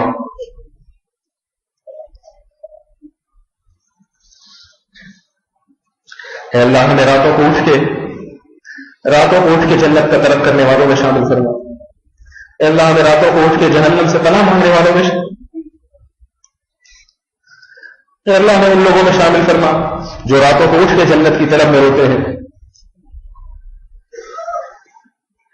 اے اللہ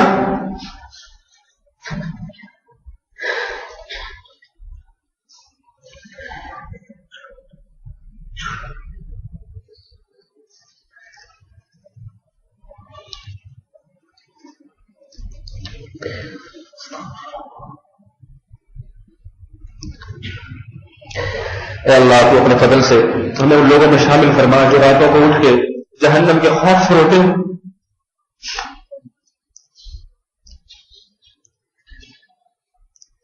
اے اللہ ہمیں جنت کے طلبگاروں میں شامل فرما. اے اللہ اللهم إن الساعة آتية لا ريب فيها وإنك تبعث من في القبور. اللهم إنك تبعث من في القبور. اے اللہ ہمیں یقین ہے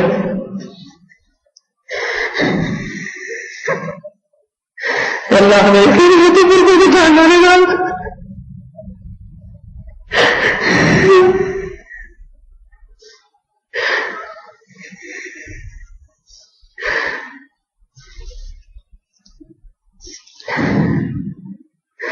اے اللہ ہم اقرار کرتے ہیں تو قیامت کے دن مردوں کو زندہ کرے گا. اے اللہ ہم تیری آیات کو جھٹلاتے نہیں.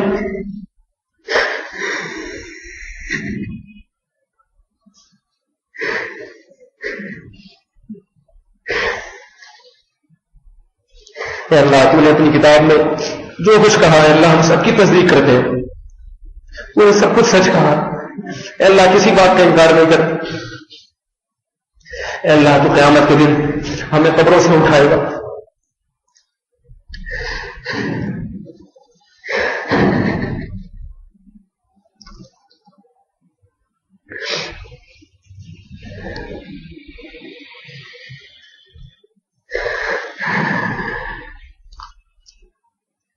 اے اللہ تو جس دن قیامت کے دن ہمیں ہماری قبروں سے اٹھائے اے اللہ اس دن کی ذلت سے ہم سب کو محفوظ فرما. اے اللہ قیامت کی سختیوں سے قیامت کی ذلتوں سے ہمیں محفوظ فرما. اے اللہ وہ دن جس کی سختیوں سے پیغمبروں نے پناہ مانگی ہے. اے اللہ تو ہم گناہگاروں کو سختیوں سے محفوظ فرما. اے اللہ قبر کے اندھیروں کی وحشت سے ہماری حفاظت فرما. قبر کی تنہائیوں کی وحشت سے ہماری حفاظت فرما. اے اللہ اے اللہ اے اللہ ہمارے جو اعزاء و اقارب ہمارے والدین میں سے اس مہینے میں جس کے بھی والدین میں سے اعزاء و اقارب میں سے اے اللہ جو بھی دنیا سے جا چکے اے اللہ کو اپنے فضل سے اے اللہ تجھے رمضان کی راتوں کا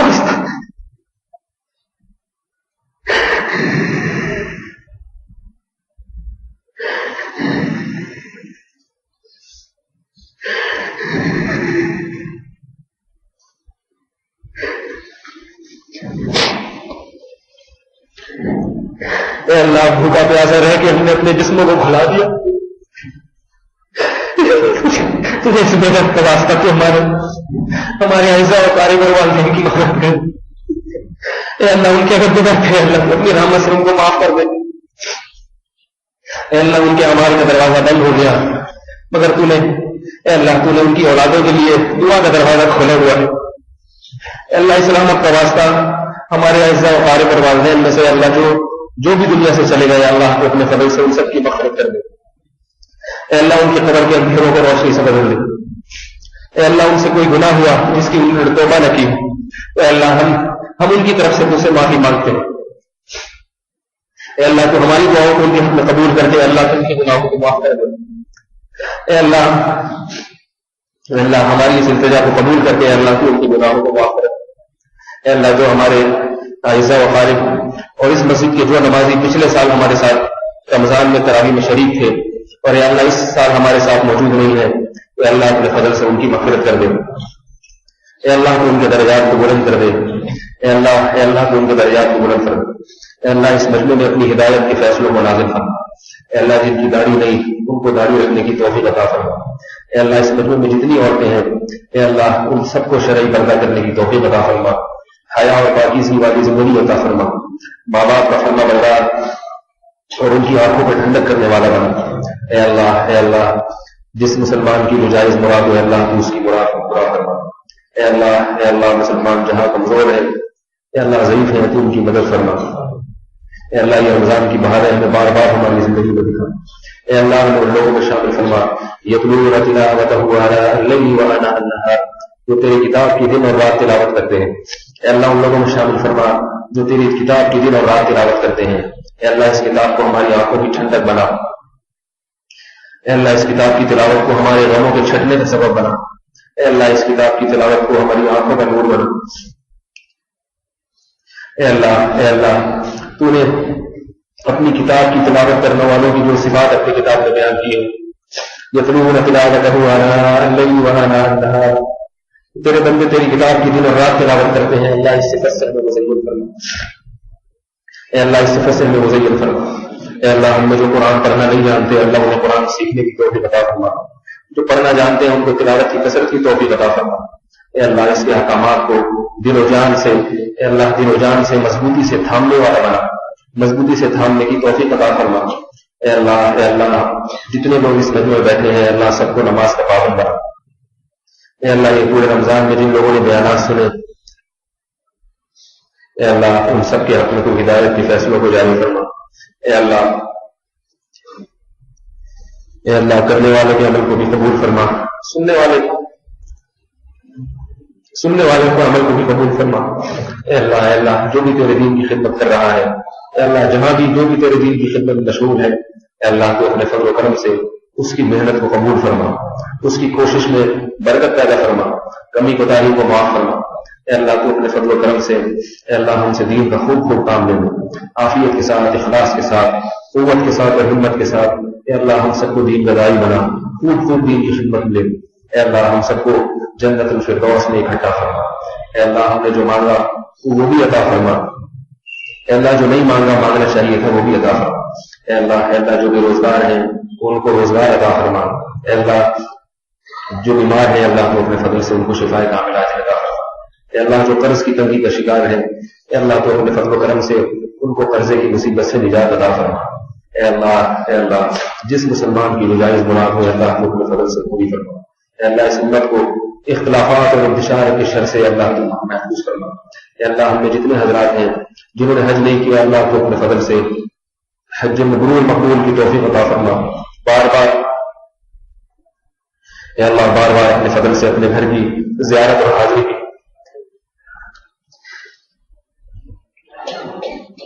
اے اللہ بار بار اپنے گھر کی زیارت کی توفیق عطا فرما. اے اللہ تو ہم میں سے ہر شخص کو بیت اللہ کی تراویح نصیب فرمایا. اے اللہ حرم میں اے اللہ بیت اللہ کے سامنے رمضان میں تراویح کی سعادت عطا فرما. اے اللہ یہاں جتنے لوگ اعتکاف میں بیٹھے ہیں اللہ کو اپنے فضل و کرم سے ان کے اس عمل کو قبول فرما. اے اللہ انہیں کامل ہدایت کی توفیق عطا فرما.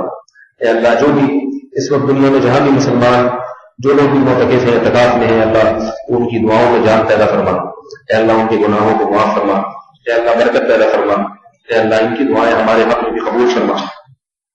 اے اللہ ہمارے بوڑھوں پر رحم فرما. اے اللہ ہمیں ان کا خدمت گزار بنا. اے اللہ ہمیں ان کا عدد کرنے والا بنا، چھوٹوں کو شفقت رحمت کرنے والا بنا. اے اللہ انہیں جتنی صفات اپنی کتاب میں اہل ایمان کی بیان کی، اے اللہ وہ تمام صفات جو ہمیں معلوم ہے وہ بھی، جو معلوم نہیں ہے وہ بھی، اے اللہ وہ تمام کی تمام صفات ہمارے مردوں میں بھی پیدا فرما، ہماری عورتوں میں بھی پیدا فرما. اے اللہ ہدایت کے فیصلوں کو نازل فرما. اے اللہ ہمیں ہدایت مانگنے والا بنا دو. اے اللہ ہدایت مانگنے والا بنا. اے اللہ ہم سے ماضی میں جو گناہ ہوئے، اے اللہ گناہ صغیرہ ہو یا کبیرہ گناہ ہو، اے اللہ وہ گناہ ہم نے جان کر کیے ہو یا خطا غلطی سے کیے ہو، بھولے سے کیے ہو، اے اللہ ان گناہوں کا تعلق تیرے حقوق سے ہو یا تیری مخلوق کے حقوق سے ہو. اے اللہ ہر قسم کے گناہوں کو اپنی رحمت سے معاف فرما دو. اے اللہ ہر قسم کے گناہوں کو اپنی رحمت سے معاف فرما دو. اے اللہ عفت والی پاک دامنی والی زندگی عطا فرما.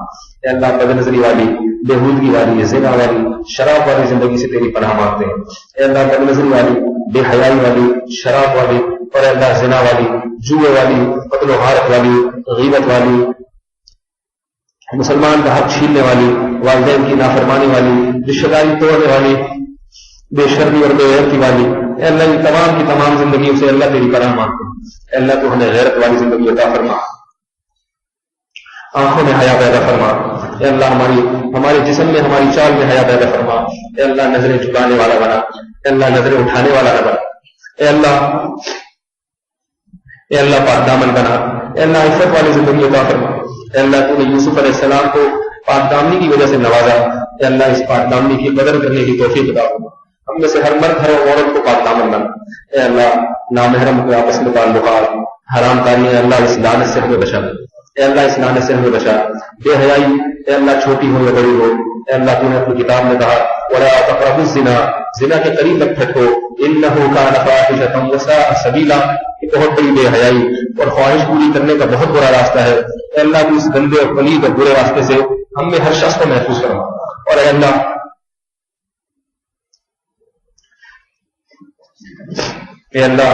اس مجمع میں اگر کسی سے ماضی میں کوئی گناہ ہوا، اے اللہ کبیرہ گناہ ہوا، اے اللہ تو اپنے فضل سے اس کو معاف کر، کسی نے شراب کی اللہ اس کو معاف کر دے، کسی نے زنا کیا اللہ تو اس کو معاف کر دے، کسی نے ماں باپ کو ستایا اللہ تو اس کو معاف کر دے، اے اللہ کسی نے کسی مسلمان کا نام قتل کیا، کسی انسان کا قتل کیا اللہ تو اس کو معاف کر دے،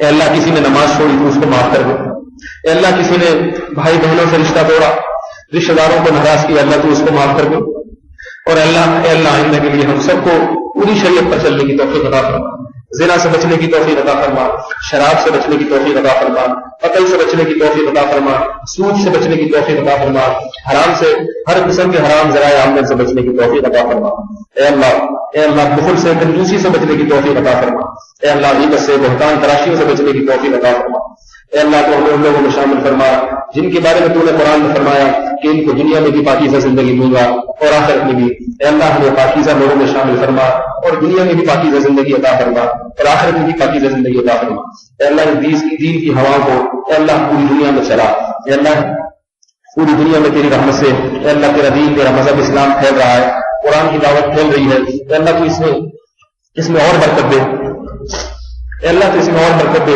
یدخلون فی دین اللہ افواجا، اے اللہ تو ہمیں وہ منظر دکھا کہ لوگ چوک در چوک تیرے دین میں داخل ہو رہے، لوگ فوج در فوج تیرے دین میں داخل ہو رہے ہو، اے اللہ تو ہماری زندگیوں میں وہ منظر دکھا، اس شریعت کو اپنے دین کو 100% اپنے گھروں میں نافذ کرنے کی توفیق عطا فرما، ملک میں نافذ کرنے کی، دنیا میں نافذ کرنے کی توفیق عطا فرما، اس کی کوششوں کی توفیق عطا فرما، اے اللہ ہم نے جو مانگا وہ بھی عطا فرما، اے اللہ ہم نے جو مانگا وہ بھی عطا فرما، جو نہیں مانگا وہ بھی عطا فرما، اللهم اقسم لنا من خشيتك ما تحول به بيننا وبين معصيتك ومن طاعتك ما تبلغنا به جنتك ومن اليقين ما